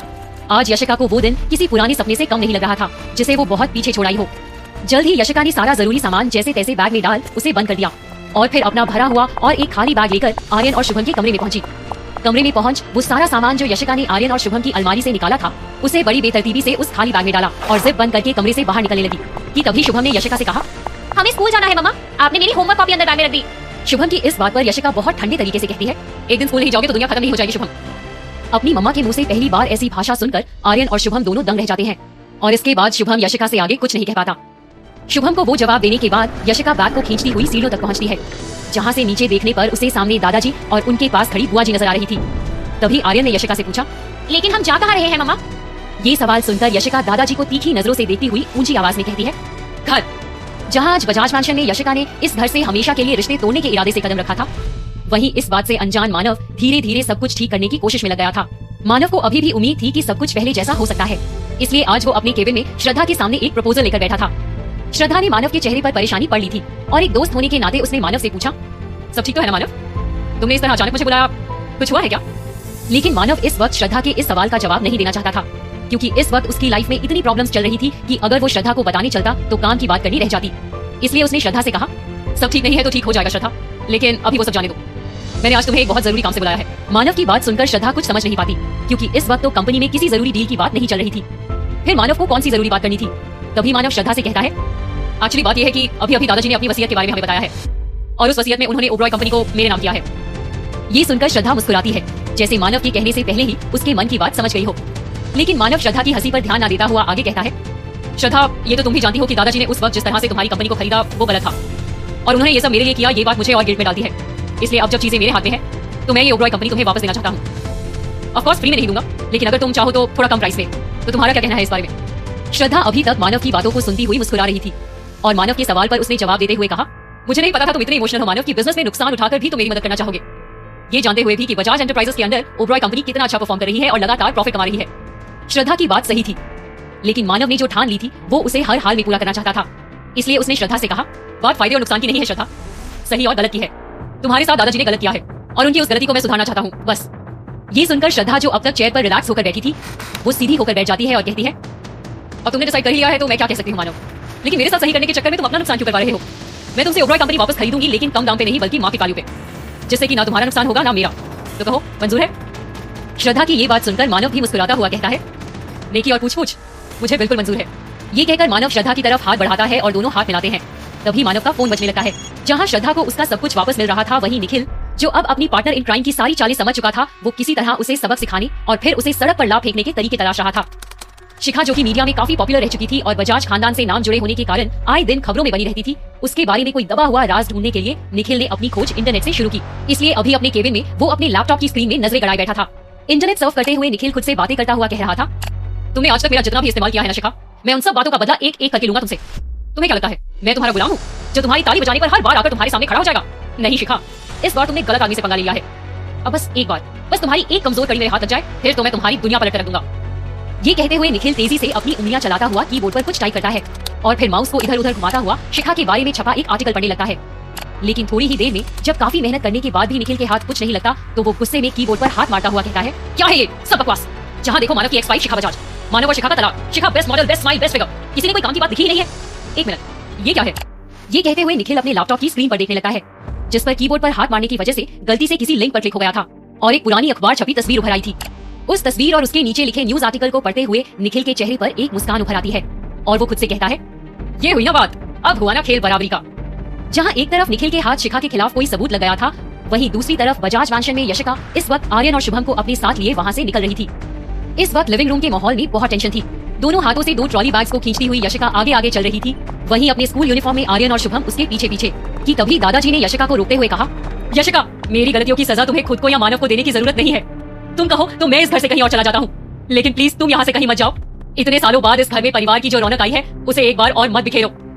दादाजी की ये इमोशनल बातें सुनकर यशिका के लिविंग रूम से दरवाजे की तरफ बढ़ते कदम रुक जाते हैं और साथ ही उसके पीछे पीछे चले आ रहे आर्यन और शुभम के कदम भी ठिठक जाते हैं। यशिका पलटकर दादाजी को जवाब देती हुई कहती है, आप परिवार की बात कर रहे हैं दादाजी, आपको परिवार का मतलब भी पता है? अगर आज पता भी हो तो आई एम श्योर 16 साल पहले तो नहीं पता होगा, तभी तो आपको मेरे परिवार को तबाह करने में एक पल भी नहीं लगा। यशिका की बातें सुनकर दादाजी का सर झुक जाता है और बुआ जी जैसे कुछ बोलने के लिए परेशान हुई जा रही थी। तभी दादाजी ने यशिका से कहा, मुझे मेरी गलती का पछतावा है यशिका, और उसके लिए अगर तुम मुझे माफी नहीं दे सकती तो सजा ही दे दो, लेकिन प्लीज ये घर छोड़कर मत जाओ, मुझे और किसी पाप का भागी मत बनाओ। ये कहते हुए दादाजी हाथ जोड़ने लगते हैं, जिसे देख बुआ जी यशिका को गुस्से से देखती हुई कहती है, शर्म तो आनी ही नहीं होगी ना तुझे, ऐसे दादा ससुर से हाथ जुड़वाते हुए? तू भी शिखा से कम थोड़ी ना है। लेकिन यशिका बुआ जी के इन तानों का कोई जवाब नहीं देती और दादाजी को देखती हुई खड़ी रह जाती है। कि तभी शुभम यशिका से कहता है, मम्मा, हम प्लीज थोड़ी देर रुककर पापा का वेट कर ले, वो भी तो चलेंगे ना हमारे साथ। लेकिन शुभम के इस सवाल पर भी यशिका कुछ नहीं कहती और मैंशन से निकलने के लिए दरवाजे की तरफ बढ़ने लगती है। कि तभी दादाजी एक आखिरी बार यशिका को रोकने की कोशिश करते हुए कहते हैं, यशिका, एक मौका दे दो मुझे, ये घर छोड़ के मत जाओ, कम से कम मानव के आने तक। लेकिन इससे पहले कि दादाजी अपनी बात पूरी कर पाते, यशिका पीछे पलटकर लगभग चीखती हुई कहती है, मेरे यहाँ रुकने का तो सवाल ही नहीं है दादाजी, इसलिए आप अपनी ये कोशिशें बंद कर दीजिए। लेकिन हाँ, अगर आपको सच में अपने किए का पछतावा है और आप पश्चाताप करना चाहते हैं तो एक काम कीजिए। यशिका की ये बात सुनकर दादाजी के साथ ही बुआ जी के कान भी खड़े हो जाते हैं और यशिका आगे कहती है, शिखा को आज तक आपने यशिका समझकर सारा ऐशो आराम दिया है, उसकी हर ख्वाहिश पूरी की है, बस ये सोचकर कि आप अपने पापों का पश्चाताप कर रहे हैं। अगर आपको सच में लगता है कि किसी बच्चे को ऐशो आराम की जिंदगी देकर उसके माँ बाप की कमी को पूरा किया जा सकता है, फिर तो आपको मेरी भी एक ख्वाहिश पूरी करने में कोई प्रॉब्लम नहीं होनी चाहिए। आप बजाज एंटरप्राइज के 2 बराबर हिस्से करके मेरे और मानव के बीच बांट दीजिए। मुझे आज वो जिंदगी जीने का मौका दे दीजिए जो आपको आज से 16 साल पहले देना चाहिए था। तो कहिए मिस्टर बजाज, क्या आप तैयार हैं बजाज एंटरप्राइज को मेरे और मानव के बीच बांटने के लिए? यशिका की ये बात सुनकर दादाजी के साथ ही बुआ जी को भी एक बहुत बड़ा झटका लगता है। लेकिन मानव, जो इस वक्त लिविंग रूम के दरवाजे पर खड़ा था और यशिका की डिमांड सुन रही थी, वो यशिका में आए इस बदलाव को देखकर हैरान खड़ा था। कहाँ जाकर थमेगा यशिका का गुस्से में लिए फैसलों का ये सिलसिला। जब यशिका आर्यन शुभम के कमरे से निकलकर अपने कमरे में अपना सामान पैक करने गई थी, तब आर्यन ने खुश होते हुए मानव को कॉल करके बता दिया था कि मम्मा घर आ गई हैं। और ये बात सुनने के बाद मानव श्रद्धा से अपनी बातचीत को बीच में ही छोड़ घर के लिए निकल गया था। लेकिन घर पर आने के बाद उसने यशिका के मुंह से जो बातें सुनी, उसके बाद उसके होश उड़ गए थे। मानव घर के अंदर घुसते हुए यशिका की बजाज एंटरप्राइजेस को बांटने वाली बात पर कुछ कहने को होता है, तब तक दादाजी यशिका की तरफ बढ़ते हुए कहते हैं, ठीक है यशिका, तुम जैसा चाहती हो वैसा ही होगा। दादाजी का जवाब सुन यशिका के चेहरे पर कोई खुशी का भाव नहीं उभरता। तब तक मानव अंदर आता हुआ कहता है, तुम्हारा दिमाग तो ठिकाने पर है यशिका, क्या फालतू की बातें कर रही हो? और दादाजी, आप भी क्या इसकी बात को एक बार में मान गए? मानव चलता हुआ आकर यशिका और दादाजी के बीच में खड़ा हो जाता है, जिसे देख यशिका कहती है, ये मेरे और दादाजी के बीच की बात है मानव, बेहतर होगा तुम बीच में ना पड़ो। यशिका की सबके प्रति ये बेरुखी मानव को बिल्कुल पसंद नहीं आती और उसे लगने लगता है कि अब यशिका हद पार कर रही है। इसलिए मानव उसे कहता है, बहुत हो गया यशिका, कितना टाइम लगेगा तुम्हें ये समझने में कि सालों पहले जो हुआ वो बस एक गलती थी। दादाजी ने जानबूझकर कुछ भी नहीं किया था। मानव, उस गलती की भरपाई करना मुश्किल है, लेकिन दादाजी कोशिश कर रहे हैं ना, उन्हें एक मौका तो दो। मानव की ये बात सुनकर यशिका एक तंज भरी हंसी हंसती हुई कहती है, मुझे पता था मानव, चाहे जो हो जाए तुम दादाजी की साइड ही लोगे। वैसे तुम जैसे लोगों का ये अच्छा है, पहले बड़ी से बड़ी गलती कर दो और फिर उसे पैसों से धो डालो। खैर, मुझे अब उन बातों में नहीं पड़ना, जो होना था वो हो गया। तुम्हें और तुम्हारे परिवार को मेरा जितना फायदा उठाना था तुम उठा चुके, अब मेरी बारी है। तो दादाजी, अगर आप सच में अपनी गलती का पश्चाताप करना चाहते हैं तो मैं जैसे कह रही हूँ सब कुछ वैसा ही होगा। मुझे बजाज एंटरप्राइजेस चाहिए, वो भी आधा। ये कहकर यशिका मानव को एक नजर देखती है और दोनों ट्रॉली बैग्स को थामकर दरवाजे की ओर मुड़ती हुई कहती है, चलो आर्यन, चलो शुभम। लेकिन आर्यन और शुभम जो इस वक्त एक के बाद एक अपने मम्मा पापा का चेहरा देख रहे थे, उन्हें समझ में नहीं आ रहा था कि अपनी मम्मा के पीछे जाएं या अपने पापा के साथ खड़े रहें। वहीं मानव यशिका के चेहरे के बदले हुए भाव देखकर ये समझने की कोशिश कर रहा था कि कोई इंसान रातों रात इतना कैसे बदल सकता है, कैसे किसी का दिल पत्थर की तरह सख्त हो सकता है। तभी यशिका एक बार फिर आर्यन और शुभम से कहती है, सुना नहीं तुम दोनों ने, चलो। यशिका की तीखी आवाज सुनकर आर्यन और शुभम एक बार में उसके पीछे चलना शुरू कर देते हैं। तभी मानव कहता है, तुम्हें जहाँ जाना है जाओ, लेकिन आर्यन और शुभम यहीं रहेंगे। इस वक्त यशिका की पीठ मानव की तरफ थी और उसकी ये बात सुन यशिका के कदम वहीं ठिठक गए। आंखों में तैर गए आंसुओं को किसी तरह बहने से रोकती हुई यशिका मानव की इस बात पर भी पीछे नहीं पलटती और आर्यन और शुभम के बैग का हैंडल छोड़ अपने कदम आगे बढ़ाती सख्त आवाज में कहती है, दादाजी, जब आप मेरी ख्वाहिश पूरी करने का मन बना ले तो प्लीज मुझे कॉल कर दीजिएगा। इतना कहकर यशिका अकेली बजाज मैंशन से बाहर निकल जाती है और लिविंग रूम में पीछे छूट गए मानव, दादाजी, बुआजी, आर्यन और शुभम सब उसे जाते हुए देखते रह जाते हैं। तभी बुआजी मानव से कहती है, ऑटो के मामले में तुझसे खराब किस्मत मैंने किसी की नहीं देखी मानव। एक नागिन निकली तो दूसरी साक्षात चुड़ैल करूं। लेकिन मानव बुआजी की इस बात पर ध्यान नहीं देता और गुस्से में आर्यन और शुभम के सामान से भरा ट्रॉली बैग खींचता हुआ उनसे कहता है, आर्यन, शुभम, अपने कमरे में चलो अभी। अपनी मम्मा के गुस्से के ऊपर पापा को इस तरह नाराज होता देख आर्यन और शुभम चुपचाप उनके पीछे चल देते हैं। यशिका के आज के बर्ताव पर मानव इतना गुस्सा था कि उसे लग रहा था जैसे उसका दिमाग फट जाएगा, लेकिन वो घर में सबके सामने अपने इस गुस्से को जाहिर नहीं कर सकता था क्योंकि उसे जिसकी वजह से ये गुस्सा था उसे कोई फर्क नहीं पड़ता। इसी गुस्से में मानव का पूरा दिन निकलता है और रात होते ही शिखा, जो अब विला में रहने चली गई थी, उसने निखिल को कॉल किया और एक अदा से उसे कहा, हाय निखिल, क्या तुम इस वक्त मेरे विला आ सकते हो? निखिल इस वक्त अपनी कार ड्राइव करता हुआ ऑफिस से घर जा रहा था और शिखा से मिलने का उसका बिल्कुल मन नहीं था। निखिल को अब शिखा से चिढ़ होने लगी थी, इसलिए उसके आसपास होना भी अब उसे बर्दाश्त नहीं था। इसलिए कोई बहाना करके उसने शिखा के इन्विटेशन को टालने के लिए अपना मुंह खोला ही था कि शिखा ने आगे कहा, मुझे तुम्हें यशिका और मानव के बारे में एक जरूरी बात बतानी है। यशिका का नाम सुन निखिल का ध्यान एकदम से शिखा की बातों पर जाता है और वो अपनी कार को शिखा के विला की तरफ मोड़ने से नहीं रोक पाता। विला में पहुंचकर निखिल देखता है कि शिखा लिविंग रूम में एक रिवीलिंग नाइट ड्रेस पहनकर बैठी है और उसके एक हाथ में वाइन का ग्लास है जिसमें रेड वाइन है। निखिल जाकर सोफे पर बैठा हुआ शिखा से कहता है, क्या पता चला है तुम्हें यशिका और मानव के बारे में? निखिल के मुंह से सीधे मुद्दे की बात सुनकर शिखा मुस्कुराती हुई आकर उसके पास बैठ जाती है और कहती है, अरे बताती हूँ तुम एक ड्रिंक तो लो। ये कहते हुए शिखा टेबल पर रखी वाइन की बोतल की तरफ इशारा करती है, लेकिन निखिल एक झूठी मुस्कान अपने चेहरे पर लाता हुआ कहता है, नहीं आज नहीं, अभी मुझे ड्राइव करके वापस भी जाना है, तो तुम बात बताओ क्या पता चला है तुम्हें? निखिल की ये बेचैनी देख शिखा निखिल की गर्दन पर अपनी एक उंगली फेरती हुई अदा से कहती है, मतलब जाने के इरादे से ही आए हो? खैर वो तो हम देख लेंगे, लेकिन बात ये है कि यशिका को पता चल गया है कि मानव के दादाजी की वजह से उसके पेरेंट्स की मौत हुई थी। ये बात सुनकर निखिल की हैरानी का ठिकाना नहीं रहता और वो एक झटके से शिखा की तरफ मुड़ता हुआ उससे पूछता है, लेकिन कैसे, किसने बताया उसे? लेकिन शिखा निखिल के इस सवाल का जवाब नहीं देती और उसके और करीब जाती हुई कहती है, वो इम्पोर्टेंट नहीं है निखिल, जरूरी ये है कि उसकी वजह से यशिका ने बजाज मैंशन छोड़ दिया है, जो कि तुम्हारे लिए गुड न्यूज है, और उसने दादाजी से बजाज एंटरप्राइजेस का आधा हिस्सा भी मांग लिया है, हर्जाने के रूप में। ये बात सुनकर निखिल की आंखें और फट जाती हैं। इस दौरान शिखा, जो अब सरकती हुई निखिल के बिल्कुल करीब आ गई थी, वो निखिल के गालों पर हाथ फेरती हुई कुछ बोलने को होती है, तब तक निखिल उसके इरादे भागता हुआ अपनी जगह से उठ जाता है, जैसे कुछ सोच रहा हो, और कहता है, मुझे नहीं पता था कि यशिका कभी ऐसा कर सकती है, इम्पॉसिबल। और फिर तिरछी नजर से शिखा की तरफ देखता हुआ कहता है, अच्छा मैं चलता हूँ शिखा, मुझे एक जरूरी काम है, ड्रिंक फिर कभी। ये कहकर निखिल जिस तेजी से आया था उसी तेजी के साथ विला से निकल जाता है और इससे पहले कि शिखा उसे कुछ कहकर रोक पाती, उसकी कार की स्टार्ट होने की आवाज आती है। शिखा गुस्से में अपने पैर पटकती हुई खुद से कहती है, अपना काम हो गया तो तुम भी चलते बने निखिल, लेकिन भाग लो, मैं भी देखती हूँ तुम मुझसे भागकर कहाँ तक जाते हो। ये कहते हुए शिखा जाकर अपना खाली वाइन का ग्लास एक बार फिर भर लेती है। असल में आज निखिल को कोई काम नहीं था, वो तो बस किसी तरह शिखा से पीछा छुड़ाना चाहता था, इससे पहले कि वो उसे अपने बेडरूम तक खींच ले जाती, और किस्मत से निखिल उसमें कामयाब भी हो गया था। अगली सुबह निखिल शिखा की बताई हुई बात के बारे में सोचता हुआ अपने ऑफिस पहुंचता है तो देखता है कि रिसेप्शन के सामने वेटिंग एरिया में श्रद्धा बैठी उसका इंतजार कर रही है। श्रद्धा को वहां देख निखिल को हैरानी होती है, लेकिन इससे पहले कि वो उससे कुछ पूछता, श्रद्धा आकर उसके कदम से कदम मिलाकर चलती हुई कहती है, मैं यहाँ पास में किसी काम से आई थी तो सोचा तुमसे मिलती चलूं, तो कहो क्या हालचाल? श्रद्धा के इस सवाल का जवाब देते हुए निखिल कहता है, मेरी तो किस्मत खुल गई जो दी श्रद्धा ओबरॉय ने मुझसे मिलने के बारे में सोचा। वैसे मैं ठीक हूँ और तुम्हारा मूड देखकर लग रहा है कि तुम भी ठीक ही हो। ये बातें करते हुए दोनों निखिल के केबिन में पहुंच जाते हैं और निखिल अपना लैपटॉप बैग एक तरफ रख श्रद्धा को बैठने का इशारा करता हुआ कहता है, वैसे तुमने सुना बजाज एंटरप्राइजेस के 2 हिस्से हो रहे हैं? श्रद्धा को इस बारे में कुछ नहीं पता था, इसलिए उसने हैरान होते हुए निखिल से पूछा, क्या ये किसने कहा तुमसे? मैंने तो कुछ नहीं सुना इस बारे में। इस पर निखिल श्रद्धा से कहता है, ज्यादा तो मुझे भी नहीं पता है, लेकिन शिखा बता रही थी कि यशिका ने दादाजी से किसी कारण से बजाज एंटरप्राइजेस का आधा हिस्सा मांगा है। निखिल यशिका का कारण जानता था, लेकिन वो ये बात श्रद्धा को नहीं बताना चाहता था, इसलिए उसने श्रद्धा को उतनी ही बात बताई जितनी उसके लिए जाननी जरूरी थी। तभी श्रद्धा मुस्कुराती हुई निखिल से कहती है, मुझे तो पहले से पता था कि यशिका जैसी गुड गर्ल्स आज के जमाने में हो ही नहीं सकती, आखिर उसने भी अपना असली रंग दिखा ही दिया।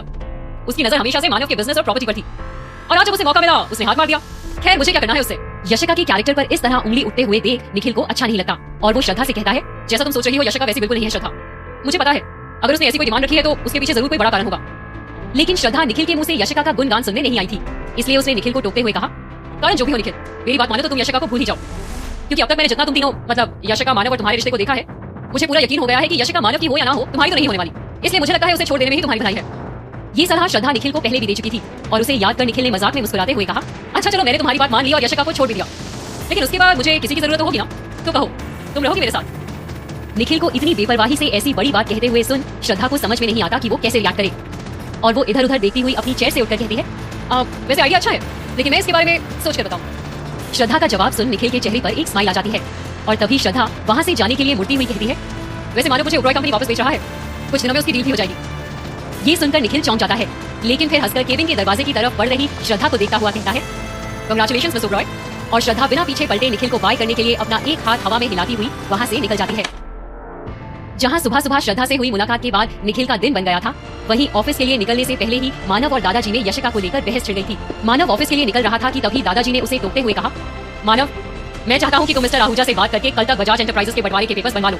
ये सब जितनी जल्दी खत्म हो जाए उतना अच्छा होगा।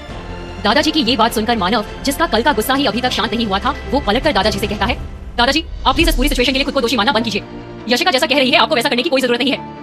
मुझे पता है कुछ दिनों में जब उसका गुस्सा शांत हो जाएगा उसे खुद अपने किए पर पछतावा होगा और वो वापस घर आ जाएगी। तब तक प्लीज आप थोड़ा शांत रहिए। लेकिन यशिका के जाने के बाद दादाजी के दिल पर जैसे कोई बोझ सा आ गया था, जिसके नीचे दबकर उनका दम घुट रहा था। इसलिए उन्होंने मानव की बातों को इग्नोर करते हुए कहा, ये जानते हुए कि सारी गलती मेरी है, मैं शांत कैसे रह सकता हूँ मानव? मुझे अब किसी की कोई बात नहीं सुननी है। जब मैं कह रहा हूँ कि जैसा यशिका चाहती है वैसा होगा मतलब होगा। मैं भी देखता हूँ कि मुझे उसकी ये इच्छा पूरी करने से कौन रोकता है। तुम बात नहीं करोगे मिस्टर आहूजा से तो ना सही, मैं खुद कर लूंगा।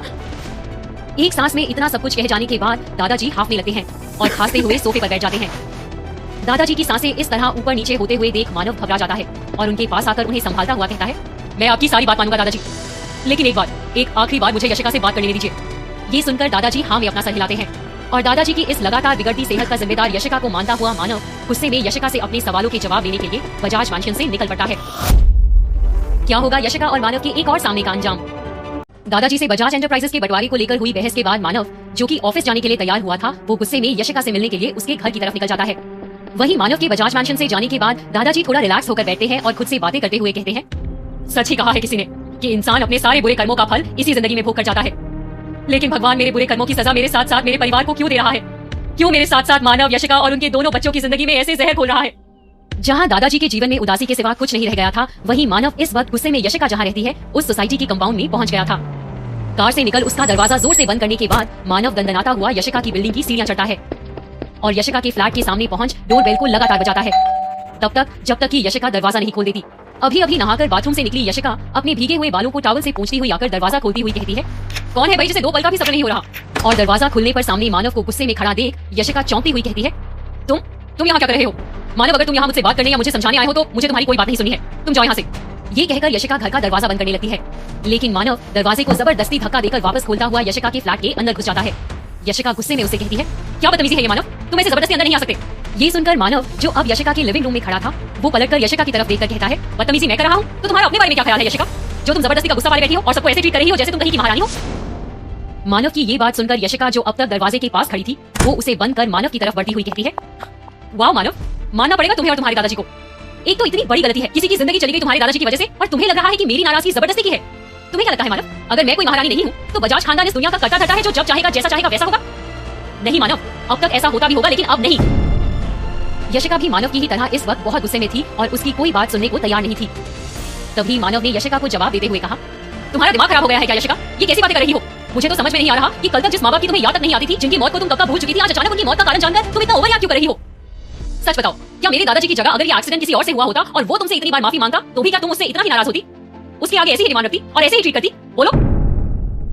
मानव की ये बातें सुनकर यशिका के चेहरे के भाव गुस्से से उदासी में बदल जाते हैं और वो मानव से एक कदम दूर होती हुई कहती है, मुझे नहीं पता था कि तुम मेरे बारे में इतनी छोटी सोच रखते हो मानव। तुम्हें सच में लगता है कि मैं दादाजी और तुम्हारे साथ ज्यादती कर रही हूँ? लेकिन अफसोस कि तुम गलत हो। तुम्हें क्या पता कि अपने माँ बाप को अपनी आंखों के सामने दम तोड़ते हुए देखना क्या होता है। मानव, उस एक्सीडेंट की यादें मेरे जहन में धुंधली हो चुकी हैं, लेकिन इसका मतलब ये तो नहीं कि मैं सब कुछ भूल गई हूँ। इस सच्चाई ने मेरे सारे पुराने जख्मों को कुरेद के रख दिया है, लेकिन तुम्हें उससे क्या फर्क पड़ता है? तुम्हारे हिसाब से तो मैं ओवर रिएक्ट कर रही हूँ। वो भी ठीक है मानव, मैं तुमसे तुम्हारे दादाजी का साथ देने के अलावा कुछ उम्मीद नहीं करती हूँ। तुम हमेशा से दादाजी के सच को जानते थे, लेकिन फिर भी तुमने मुझे कुछ नहीं बताया, इसलिए अब बहुत देर हो चुकी है मानव, तुम यहाँ से चले जाओ। यशिका की बातें सुन मानव समझ जाता है कि वो गुस्से में कुछ ज्यादा ही बोल गया है, इसलिए यशिका के पास आकर उसके दोनों हाथ पकड़ता हुआ कहता है, तुम्हें ऐसा क्यों लगता है कि मैं दादाजी की सच्चाई पहले से जानता था? मेरा यकीन करो यशिका, मुझे भी एक्सीडेंट और उसकी सच्चाई के बारे में तुम्हारे साथ ही पता चला है। अगर तुम्हें मेरी बातों पर यकीन नहीं है तो मैं आर्यन और शुभम के सर पर हाथ रख के कसम खा सकता हूँ। यशिका, तुम मेरी जान हो, मैं तुमसे चाहकर भी झूठ नहीं बोल सकता, खासकर तब जब बात इतनी बड़ी हो, तुम्हारे पेरेंट्स से related. Yashika, I love you, और मैं कभी नहीं चाहूंगा कि इतनी प्रॉब्लम्स को फेस करने के बाद जब हम मिले तो ऐसे बिछड़ जाएं। इसलिए प्लीज प्लीज तुम अपने इस फैसले पर एक बार और सोच लो।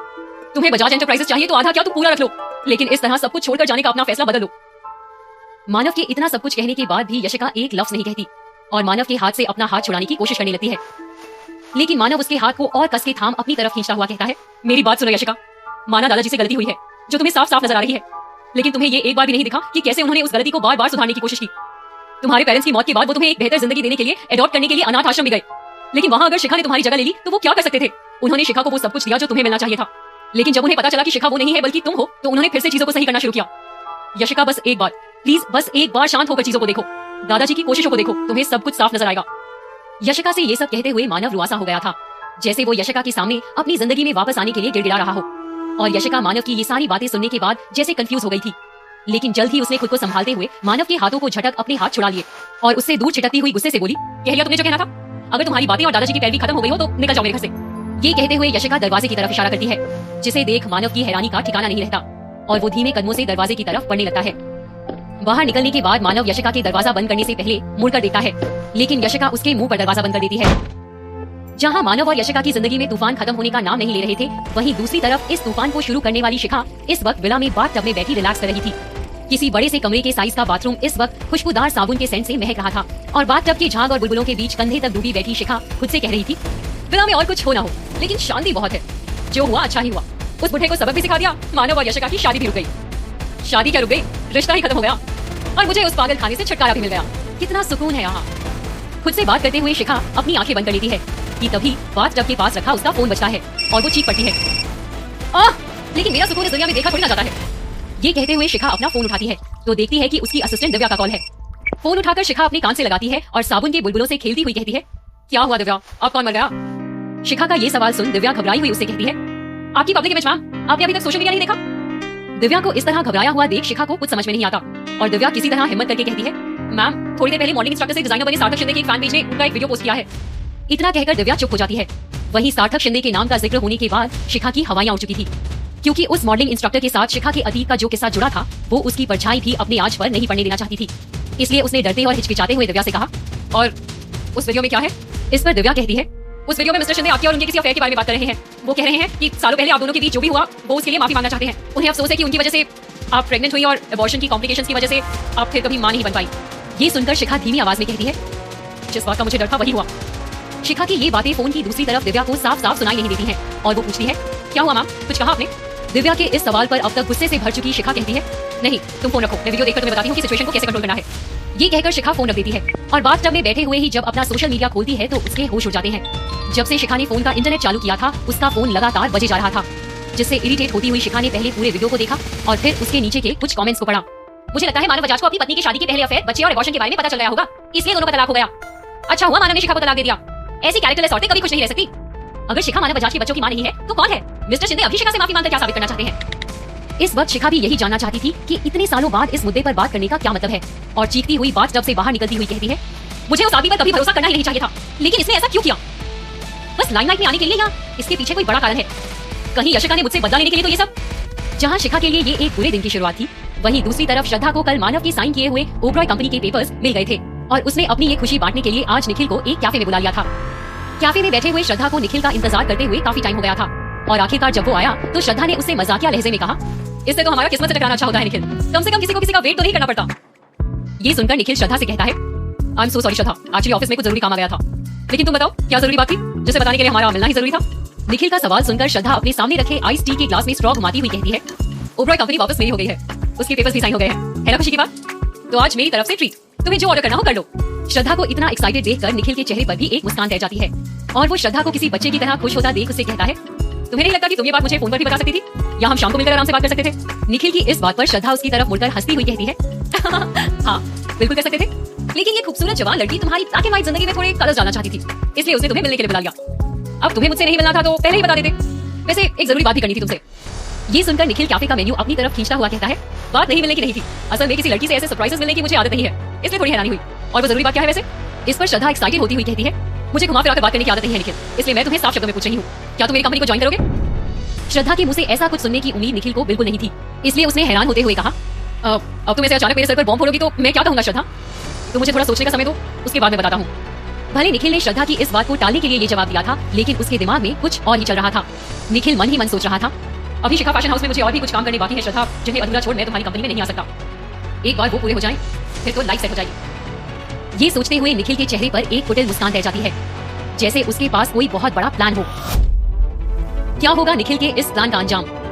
अपनी जिंदगी के सबसे बड़े राज के इस तरह पूरी दुनिया के सामने खुल जाने के बाद शिखा को समझ में नहीं आता कि वो क्या करे, किससे बात करे, क्योंकि अब तक जिस परिवार के साथ वो रह रही थी उनके साथ भी रिश्ते ऐसे नहीं रह गए थे कि वो उनकी मदद ले सके।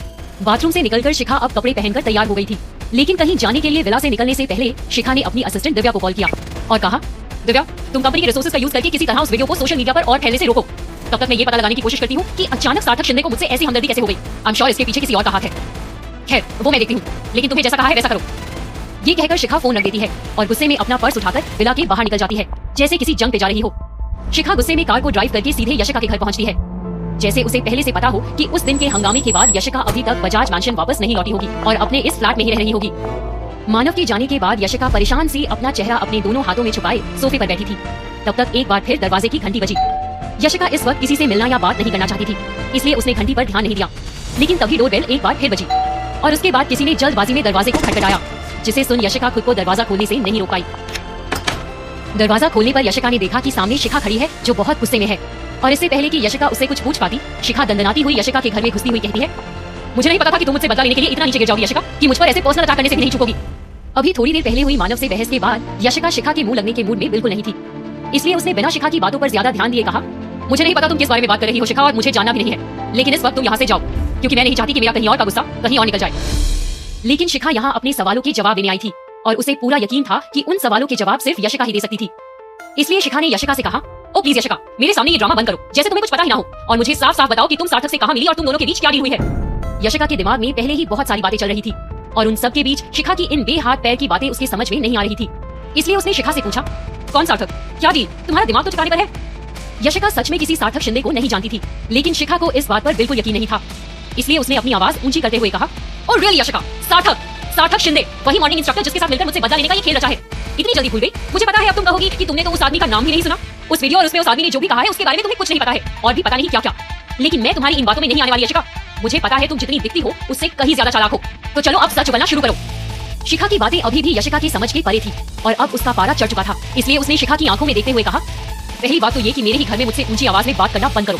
दूसरी ये कि मैं किसी सार्थक शिंदे नाम के आदमी को नहीं जानती, और अगर जानती भी तो मेरे पास इतना टाइम नहीं है शिखा कि मैं उसे तुमसे बदला लेने में वेस्ट करूं, क्योंकि थैंक्स टू यू कि मेरे पास ऑलरेडी सोचने के लिए बहुत कुछ है। तो अब अपनी ये बकवास बंद करो और यहाँ से जाओ। लेकिन शिखा इतनी आसानी से हार नहीं मानने वाली थी, इसलिए उसने यशिका को मुंह तोड़ जवाब देते हुए कहा, वही तो मैं भी कह रही हूँ, जब तुम अपनी इस बर्बाद जिंदगी का कारण मुझे मानती हो तो मुझसे बदला लेने के लिए ऐसा क्यों नहीं कर सकती। हो सकता है तुम्हारे मॉडलिंग के बारे में जानने के बाद उस कैरेक्टरलेस सार्थक ने तुम्हें कांटेक्ट किया हो, तुम्हें भी बड़े बड़े सपने दिखाए हो, और बातों बातों में उसने तुम्हें मेरे बारे में बताया हो, फिर मेरे और उसके अफेयर और फिर अबॉर्शन के बारे में बताया हो, और तुमने सोचा हो कि क्यों ना इस जानकारी का फायदा उठाया जाए। आई एम श्योर ऐसा ही हुआ होगा, लेकिन तुम टेंशन मत लो, जैसे ही मुझे तुम्हारे उस सार्थक शिंदे से मिले होने का कोई सबूत मिलेगा मैं आकर तुमसे बात करूंगी। ये कहकर शिखा गुस्से से यशिका को देखती है, लेकिन यशिका उसकी बकवास के आगे खुद को बेबस पाती है और शिखा से कहती है, कहानी अच्छी है लेकिन सच्ची नहीं है, इसलिए जब तुम्हारे पास कोई सबूत हो तभी मेरे सामने आना, फिलहाल तो निकलो यहाँ से। ये कहते हुए यशिका शिखा की एक बाजू पकड़ती है और खींचती हुई ले जाकर उसे घर के दरवाजे के बाहर खड़ी करती है और दरवाजा बंद कर देती है। अब तक शिखा की मां ना बन पाने की सच्चाई बताता वो वीडियो बुआ जी तक भी पहुंच गया था, और उसे देखने के बाद बुआ जी बजाज मैंशन में बिना किसी को कुछ बताए शिखा से मिलने के लिए विला पहुंच गई थी। विला पहुंच उसकी हालत देखने के बाद बुआ जी के होश उड़ गए थे। सबसे पहले तो नौकर के दरवाजा खोलते ही बुआ जी को शराब की बदबू आई, जिसने उनका मन पूरी तरह खराब कर दिया। फिर जब उन्हें पता चला कि शिखा घर पे नहीं है, उन्होंने विला के कोने कोने में घूमकर उसका जायजा लेना शुरू किया। बुआ जी ने देखा कि लिविंग रूम से लेकर किचन गैलरीज तक हर जगह शराब की बोतलें रखी हुई हैं, जिनमें आधी या पूरी शराब या वाइन भरी हुई है। साथ ही शिखा के कपड़े उसके कमरे और अलमारी के अलावा पूरे घर में फैले हुए हैं, जैसे उसने जहाँ कपड़े उतारे हों उन्हें वहीं छोड़ दिया हो। बुआ जी ने फ्रिज खोलकर देखा तो उसका भी वही बुरा हाल था। दिनों पुरानी खाने की चीजें जिनकी एक्सपायरी डेट कब की निकल चुकी थी वो जहाँ तहाँ फ्रिज में पड़ी थी, और पानी के नाम पर सिर्फ सोडा और बियर की बोतल्स रखी हुई थी। सब कुछ देख चुकने के बाद बुआ जी गुस्से में विला के केयरटेकर को आवाज लगाती है, और वो जैसे ही आकर उनके सामने खड़ा होता है वो चीखती हुई उससे कहती है, क्या है ये सब, घर को ऐसे रखने की सैलरी लेते हो तुम हर महीने, या शिखा के साथ रह के दिमाग खराब हो गया है तुम्हारा। बुआ जी को इस तरह गुस्से में देख केयरटेकर हड़बड़ाता हुआ कहता है, नहीं मैडम, मैं तो खुद घर की ऐसी दशा देखकर परेशान हूँ, लेकिन क्या करूँ, जब से शिखा मैडम यहाँ रहने आई हैं, उन्होंने नौकरों को सख्त हिदायत दे रखी है कि उनकी चीजों को कोई हाथ न लगाए, जो चीज जहाँ पड़ी है उसे वही रहने दिया जाए। मैंने खुद उनसे बात करने की कोशिश की, लेकिन उन्होंने मुझे नौकरी से निकालने की धमकी दी। उसके बाद मेरी उनसे कुछ कहने की हिम्मत नहीं हुई। अब आप ही बताइए हम क्या करें। केयरटेकर की ये दुविधा सुन बुआ जी सारा माजरा समझ जाती हैं और उससे कहती हैं, घर का सत्यानाश करने में तो शिखा ने कोई कसर नहीं छोड़ी है, लेकिन अब मैं बताती हूँ कि तुम्हें क्या करना है। ये कहते हुए बुआ जी के चेहरे पर एक कुटिल मुस्कान तैर जाती है। जहाँ एक तरफ शिखा की लाइफ में इतना सब कुछ हो रहा था, वहीं दूसरी तरफ यशिका की बड़ी बहन वानी का आज ऑफिस में पहला दिन था, जिसके लिए वो बहुत एक्साइटेड थी। आज के दिन वो खास एक टाइट फिटिंग की लाइट पिंक शर्ट पर एक छोटी ब्लैक पेंसिल स्कर्ट पहनकर ऑफिस पहुंची थी, जिसे देखने के लिए आदमियों के साथ साथ औरतें भी बार बार पलट रही थी। ऑफिस में पहुंचकर इससे पहले कि वानी अपनी डेस्क पर बैठती, उसके डेस्क पर रखा एक लैंडलाइन फोन बजता है, जिसे सुन वो चौंक जाती है और हड़बड़ाती हुई फोन उठाती है तो पाती है फोन उसके बॉस का है, जो उसे उसी वक्त अपनी केबिन में बुला रहे हैं। और वानी के वहाँ से जाते ही ऑफिस में मौजूद बाकी सारा स्टाफ वानी के बारे में बात करने लगता है। तो ये है वानी वर्मा, हमारी नई अकाउंट मैनेजर। कपड़ों से तो रिसेप्शनिस्ट लग रही है एकदम टिप टॉप, लेकिन कुछ भी कहो है तो सुंदर और हॉट भी। ऑफिस के बंदों की तो लॉटरी लग गई है, अब काम करने में मन लगा रहेगा उनका भी। ये बॉस की कुछ लगती है क्या? क्योंकि एचआर तो बता रही थी कि उनका कोई हाथ नहीं है इसे यहाँ लाने में। खैर अब ये यहाँ आ गई है तो वो भी पता चल ही जाएगा। इन बातों से अनजान वानी उस आदमी के केबिन में पहुंच गई थी, जिसके साथ वो कई रातें तो गुजार ही चुकी थी और अब वो उसका बॉस भी बन गया था।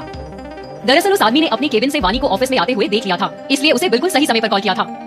वानी उस आदमी के केबिन में ऐसे घुसी थी जैसे वो उसका बॉस ना होकर कोई बहुत पुराना दोस्त हो, और इस वक्त उस आदमी की डेस्क से टिककर खड़ी थी।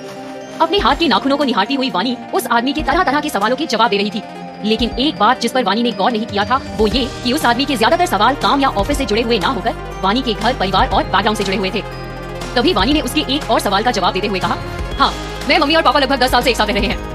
मतलब जब से मेरी सो कॉल्ड नकली सौतेली बहन यशिका पता नहीं किसके नाजायज बच्चे को अपने साथ ले आई और जल्दी उसके साथ रहने के लिए घर छोड़कर चली गई, तब से।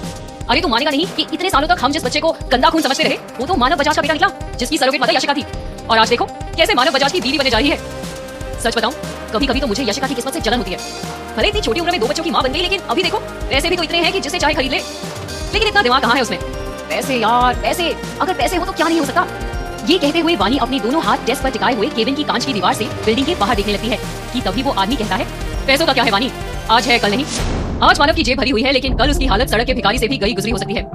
ये कहते हुए सूट बूट में बैठा वो आदमी किसी सोच में खो जाता है कि तभी वानी अपने दिमाग से सारे ख्याल झटकती हुई कहती है, जाने दे यार, तू भी क्या गोयंका होकर बजाज की बात कर रहा है। अब तू देख हम मिलकर कैसे पैसे छापते हैं, तो मिस्टर गोयंका काम शुरू करें। ये कहने के बाद वानी मुस्कुराती हुई उस आदमी की तरफ देखती है। तभी वो आदमी अपने चेहरे पर एक शरारती मुस्कान लिए हुए वानी से कहता है, काम वाला काम या।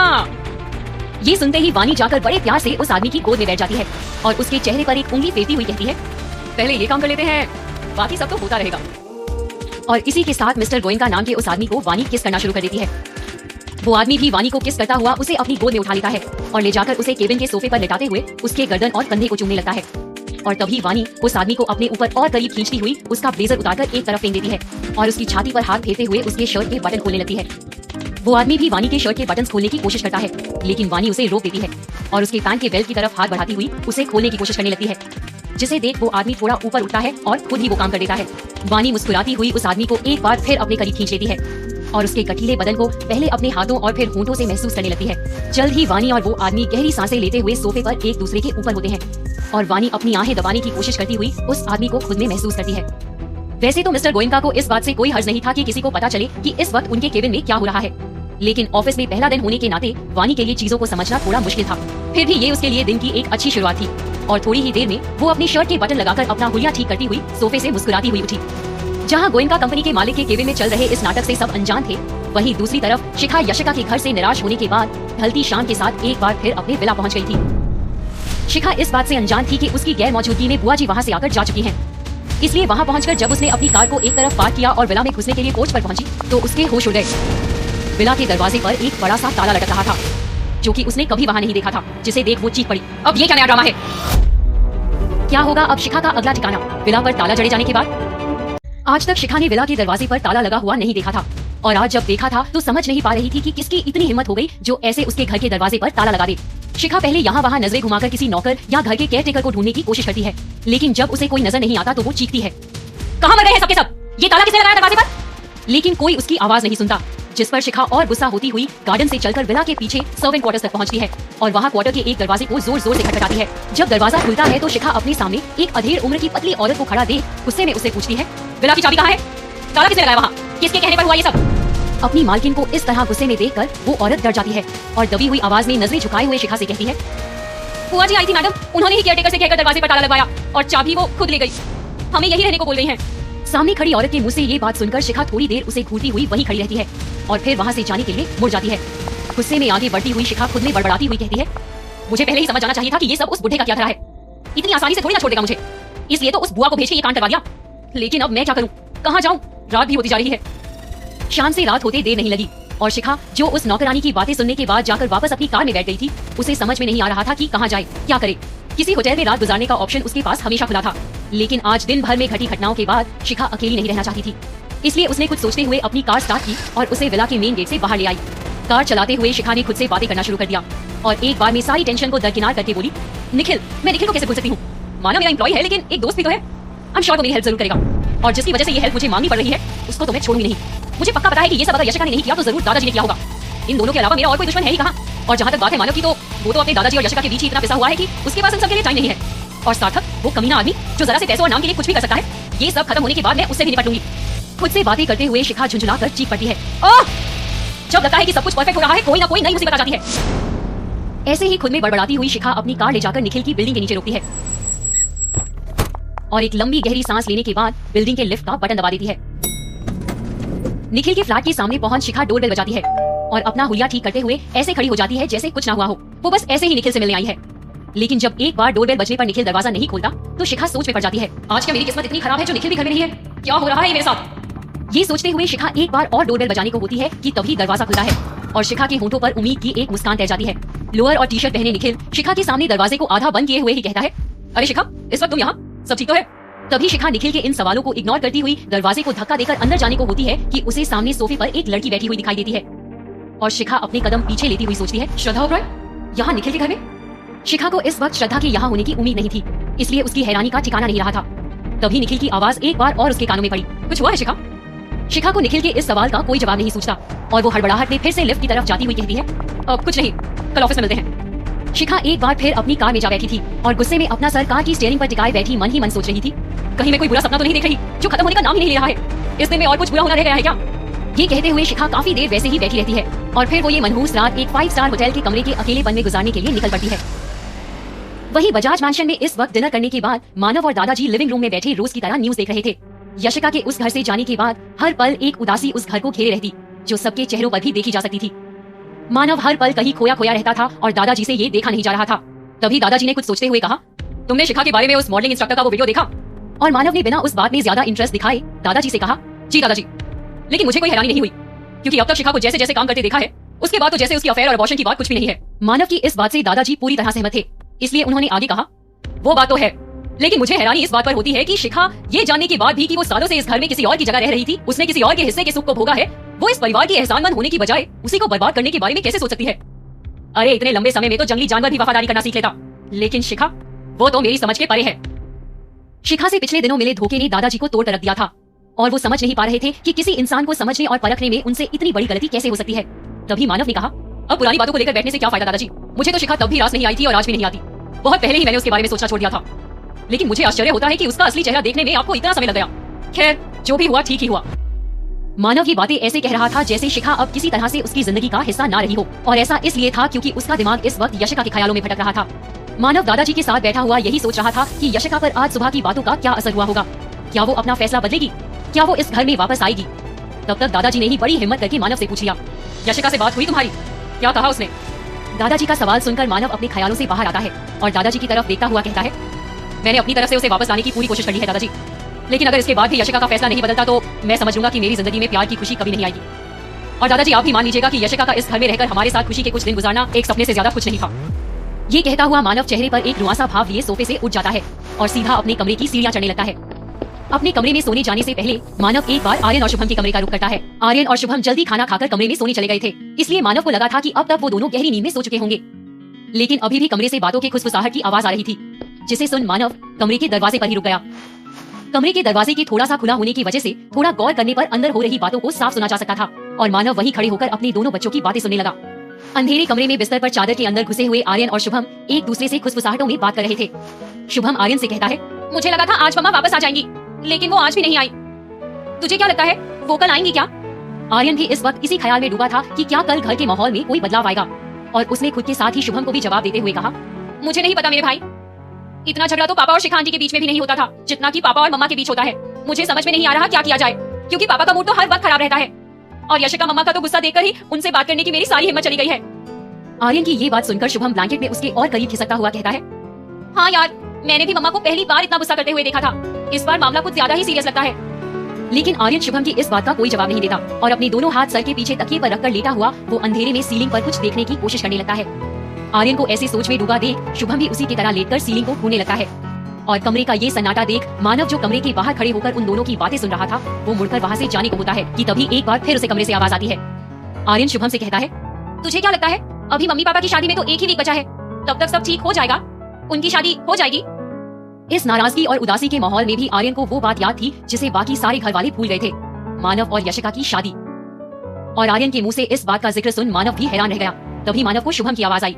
उसने कहा, अरे हाँ मैं तो भूल ही गया था, लेकिन क्या फर्क पड़ता है, अब तो कोई शादी ही नहीं हो रही, सब गुस्सा करने में इतने बिजी हैं कि बाकी सब कुछ भूल ही गए हैं। और इसका जवाब देते हुए आर्यन कहता है, मुझे नहीं लगता कि सब शादी की बात भूल गए हैं, याद सबको है, लेकिन क्योंकि सब सैड है इसलिए कोई इसके बारे में बात नहीं करना चाहता। हम मम्मा से कॉल करके बात करें क्या, तू क्या बोलता है?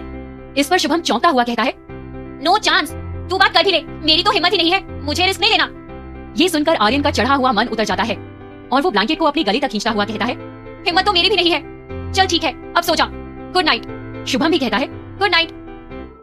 वहीं ये सुनकर आर्यन और शुभम के कमरे के बाहर खड़ा मानव कुछ सोचता हुआ अपने कमरे की तरफ बढ़ने लगता है। वो खुद से कहता है, खुद को इतना लाचार मैंने अपनी लाइफ में कभी महसूस नहीं किया कि मैं अपने बेटों की कोई ख्वाहिश चाहकर भी पूरी ना कर पाऊं। क्यों यशिका, क्यों क्यों तुम इतना बदल गई? कैसे तुमने सब कुछ छोड़कर जाने से पहले अपने बेटों के बारे में भी नहीं सोचा? लेकिन मैं ये ज्यादा दिन चलने नहीं दूंगा, अगर तुम जिद्दी हो तो मैं भी जिद्दी हूँ। ये कहता हुआ मानव गुस्से में अपने कमरे के अंदर चला जाता है। मानव की ये रात यशिका और उसके साथ सजाए हुए शादी के बाद की जिंदगी के सपनों के बारे में सोचती हुई गुजरती है। वहीं दूसरी तरफ ये रात एक होटल में गुजारने के बाद शिखा सुबह सुबह अपने ऑफिस पहुंचती है। ऑफिस पहुंचकर शिखा काफी देर अपनी कार में ही बैठी कल के वायरल हुए वीडियो के बारे में सोचती रहती है कि पता नहीं ऑफिस में उसे देखकर सब क्या सोचेंगे और उसकी पीठ पीछे क्या क्या बातें करेंगे। लेकिन फिर किसी तरह हिम्मत करके शिखा अंदर जाती है।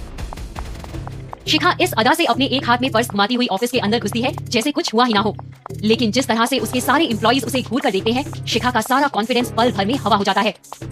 जैसे जैसे शिखा अपनी केबिन की तरफ आगे बढ़ती है, सब एक दूसरे की तरफ मुड़कर खुसफुसाने लगते हैं। शिखा को पता था कि सब कुछ ना कुछ तो कल के बारे में गॉसिप करेंगे ही, लेकिन इतने चौंकाने वाले रिएक्शन की उसने बिल्कुल उम्मीद नहीं की थी। तभी शिखा ने देखा कि उसके केबिन के सामने दिव्या खड़ी है, जो शक्ल से बड़ी हैरान परेशान लग रही है। शिखा तेजी से उसकी तरफ बढ़ी और उसके चेहरे के भाव पड़ती हुई उससे बोली, अब क्या हुआ है दिव्या, अब कौन सा वीडियो वायरल हुआ है? अपनी बॉस का ये सवाल सुन दिव्या घबराती हुई कहती है, वीडियो नहीं मैडम, डॉक्यूमेंट, बहुत बड़ी प्रॉब्लम हो गई है, हमारे 99% क्लाइंट्स ने रातों रात कंपनी के साथ कॉन्ट्रैक्ट कैंसिल कर दिया है। दिव्या की ये बात सुनकर शिखा की सांसें ऊपर नीचे होने लगती हैं और वो लड़खड़ा जाती है जैसे उसके पैरों ने उसका साथ छोड़ दिया हो। क्या ये है शिखा के अच्छे दिनों का अंत? 99% क्लाइंट्स के इस तरह अचानक कंपनी के साथ कॉन्ट्रैक्ट्स कैंसिल करने की बात सुनकर शिखा फैशन हाउस में सब दंग रह गए थे।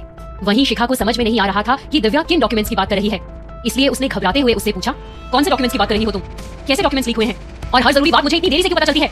इस पर दिव्या पहले शिखा के केबिन का दरवाजा खोलती है और उसे अंदर चलने का इशारा करती है।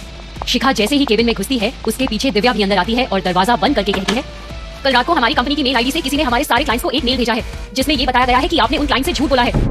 आपने इन्वेस्टर्स को कंपनी से जोड़ने के लिए कंपनी के प्रॉफिट्स बढ़ा चढ़ाकर बताए हैं, जबकि आपके इस कंपनी के सीईओ बनने के बाद कंपनी लगातार लॉस में चल रही है। कंपनी के ये सारे सीक्रेट्स हमारे क्लाइंट्स को जैसे ही पता चले, उन्होंने आपको फ्रॉड कहते हुए सारे कॉन्ट्रैक्ट्स कैंसिल कर दिए हैं, और जो बाकी 1% बचे हैं उन्होंने शायद अभी तक मेल पढ़ा नहीं है, इसलिए इतने शांत हैं। और मुझे खुद ये बात ऑफिस आने के बाद पता चली जब मैंने अपना मेल चेक किया।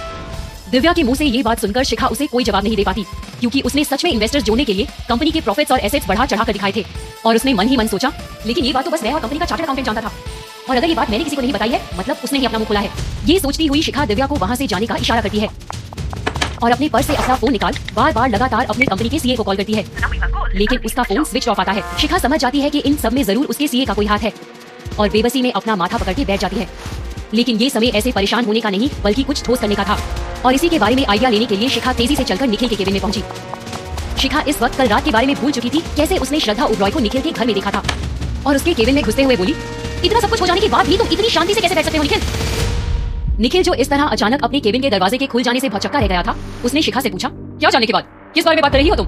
शिखा को लगा था कि अब तक निखिल के पास ये खबर पहुंच चुकी होगी, लेकिन निखिल अभी अभी ऑफिस आया था, इसलिए सुबह से अब तक हुई सारी घटनाओं से अनजान था।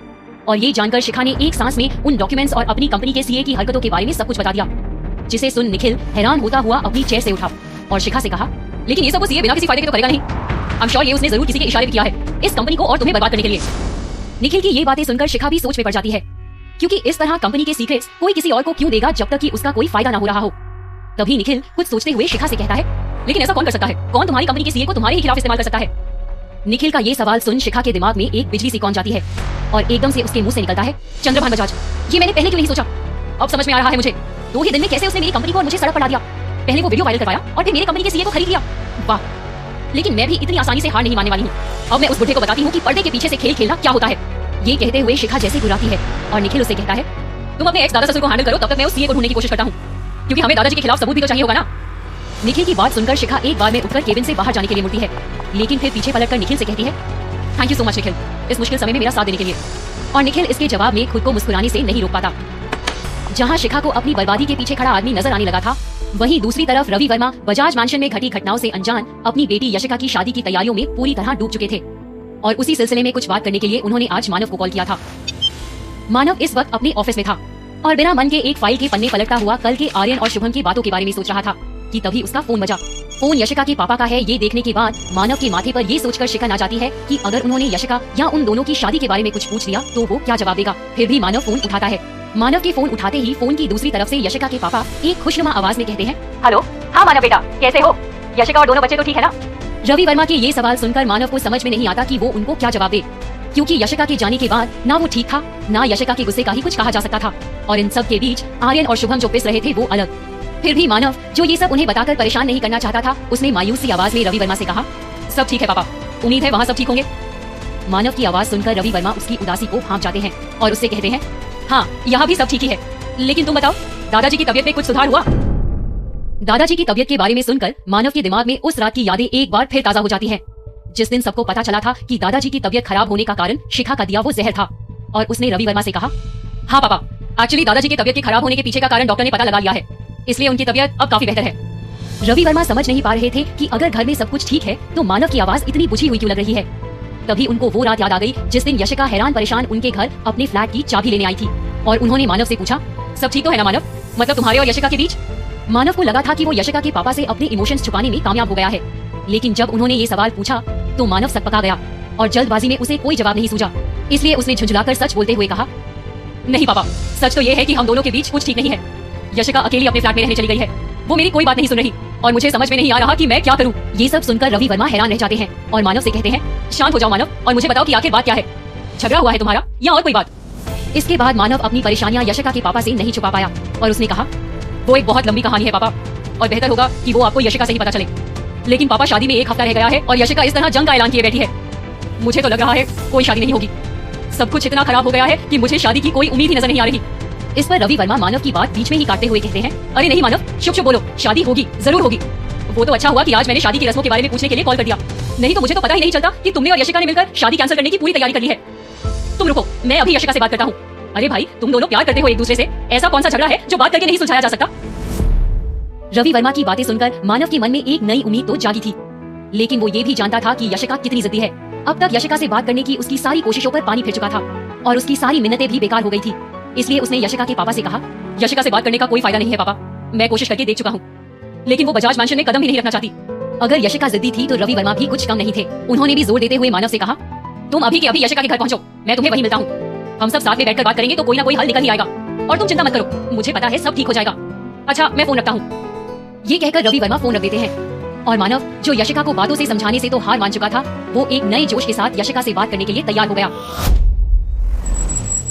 मानव जब यशिका के फ्लैट के सामने पहुंचा तो उसे लगा था कि यशिका के पापा पहले ही आ चुके होंगे और वो वहाँ होंगे तो यशिका कम से कम उसकी बात को समझने की कोशिश करेगी, लेकिन मानव गलत था। रवि वर्मा अभी तक यहाँ नहीं आए थे और यशिका अभी अभी पूजा करके घर में आरती की थाल घुमा रही थी कि तभी मानव ने डोरबेल बजा दी। यशिका ने पूजा की थाली को टेबल पर रखा और दरवाजा खोलने के लिए आगे बढ़ी, लेकिन उससे पहले पीप होल से झांक कर देखा तो उसे सामने मानव खड़ा दिखा, जिससे कि यशिका का अच्छा खासा मूड खराब हो गया और वो दरवाजा खोलते ही उस पे बरस पड़ी। तुम्हें सच में शर्म नहीं आती मानव, जो एक ही बात करने के लिए रोज रोज यहाँ चले आते हो? इतनी ऊंची आवाज में यशिका को बात करता सुन मानव समझ जाता है कि वो रवि वर्मा से पहले आ गया है कि तभी यशिका आगे कहती है, जब मैंने एक बार कह दिया है कि मुझे उस घर में वापस नहीं आना है तो तुम्हें समझ में क्यों नहीं आता है? निकल जाओ मेरे घर से इससे पहले कि मैं पुलिस को कॉल कर दूं। तैश में आकर यशिका ऐसी बातें किए जा रही थी जिनके मायने भी उसे नहीं पता थे, लेकिन पुलिस को बुलाने की बात मानव के दबे हुए गुस्से को जगाने के लिए काफी थी और उसने यशिका को एक तरफ हटाकर घर में घुसते हुए कहा, पुलिस को बुलाना है तुम्हें? ठीक है, बुलाओ, आज तो एक ही बार में सब क्लियर कर लेते हैं। वैसे अभी तुम्हारे पापा भी आने वाले हैं यहाँ, वही बात करने के लिए जिसके लिए तुम मुझे अरेस्ट करवाने को तैयार हो, तो उन्हें हथकड़ी लगवाओगी या नहीं? यशिका मानव की ये बातें नहीं समझ पाती और अपनी आवाज नीची करती हुई कहती है, क्या मतलब है पापा आ रहे हैं? जब तुम्हारी जोर जबरदस्ती नहीं चली मुझ पर तो तुम उनका इस्तेमाल करना चाहते हो मुझे खड़े जाने के लिए? यशिका की ये बात सुनकर मानव अपना आपा खो बैठता है और यशिका के कंधों को पकड़ उसकी आंखों में देखता हुआ कहता है, ओ रियली यशिका, जोर जबरदस्ती? अगर मुझे जोर जबरदस्ती ही करनी होती ना तो आज तुम यहाँ इस फ्लैट में हॉलिडे नहीं मना रही होती। 10 साल पहले भी मैं तुम्हारी मजबूरियों का फायदा उठाकर अपने पास रख सकता था और आज भी मुझे तुम्हें अपना बनाने से कोई नहीं रोक सकता। तो मेरे प्यार को मेरी कमजोरी समझना अब बंद कर दो। मैं चाहूँ तो अभी तुम्हें यहाँ से खींचकर अपने साथ अपने घर ले जा सकता हूँ और किसी की हिम्मत भी नहीं होगी चूचपट करने की। इसलिए मेरे सब्र की और परीक्षा मत लो। मानव की गुस्से से लाल हुई आंखों में देखती हुई यशिका एक पल के लिए डर जाती है, लेकिन फिर किसी तरह खुद को संभालती हुई कहती है, किस हक से मानव? आखिर किस हक से तुम मुझे इस घर से निकालकर अपने घर ले जाओगे? अपने बच्चों की सरोगेट मदर होने के हक से? क्योंकि तुम्हारी तुम्हें कोई नहीं लगती, इसलिए मुझ पर तो तुम्हारा कोई भी हक होने से रहा। यशिका का उनके रिश्ते पर इस तरह सवाल उठाना मानव के गुस्से को और बढ़ा देता है और वो एक पल में यशिका के कंधों को झटक गुस्से से कांपता हुआ इधर उधर देखने लगता है, जैसे अपना गुस्सा उतारने के लिए कोई चीज ढूंढ रहा हो। तभी उसकी नजर टेबल पर रखी पूजा की थाल और उसमें रखे भगवान को चढ़ाए हुए सिंदूर पर पड़ती है और देखते ही देखते मानव चुटकी भर सिंदूर उठाता है और बिना कुछ सोचे समझे यशिका की मांग में भर देता है। इससे पहले कि यशिका कुछ समझ पाती, उसके कानों में हजारों घंटियों के बजने की आवाजें एक साथ गूंज जाती हैं, जैसे कोई अनर्थ हो गया हो जिसे चाहकर भी वापस ना लिया जा सकता हो। तभी मानव कहता है, अगली बार हक की बात करने से पहले एक नजर इस सिंदूर को देख लेना, तुम्हें हमारा रिश्ता याद आ जाएगा। क्या ये है मानव और यशिका के रिश्ते की एक नई शुरुआत या कोई नई तकरार? जानने के लिए सुनिए कहानी का अगला भाग सिर्फ पॉकेट एफएम ऐप पर।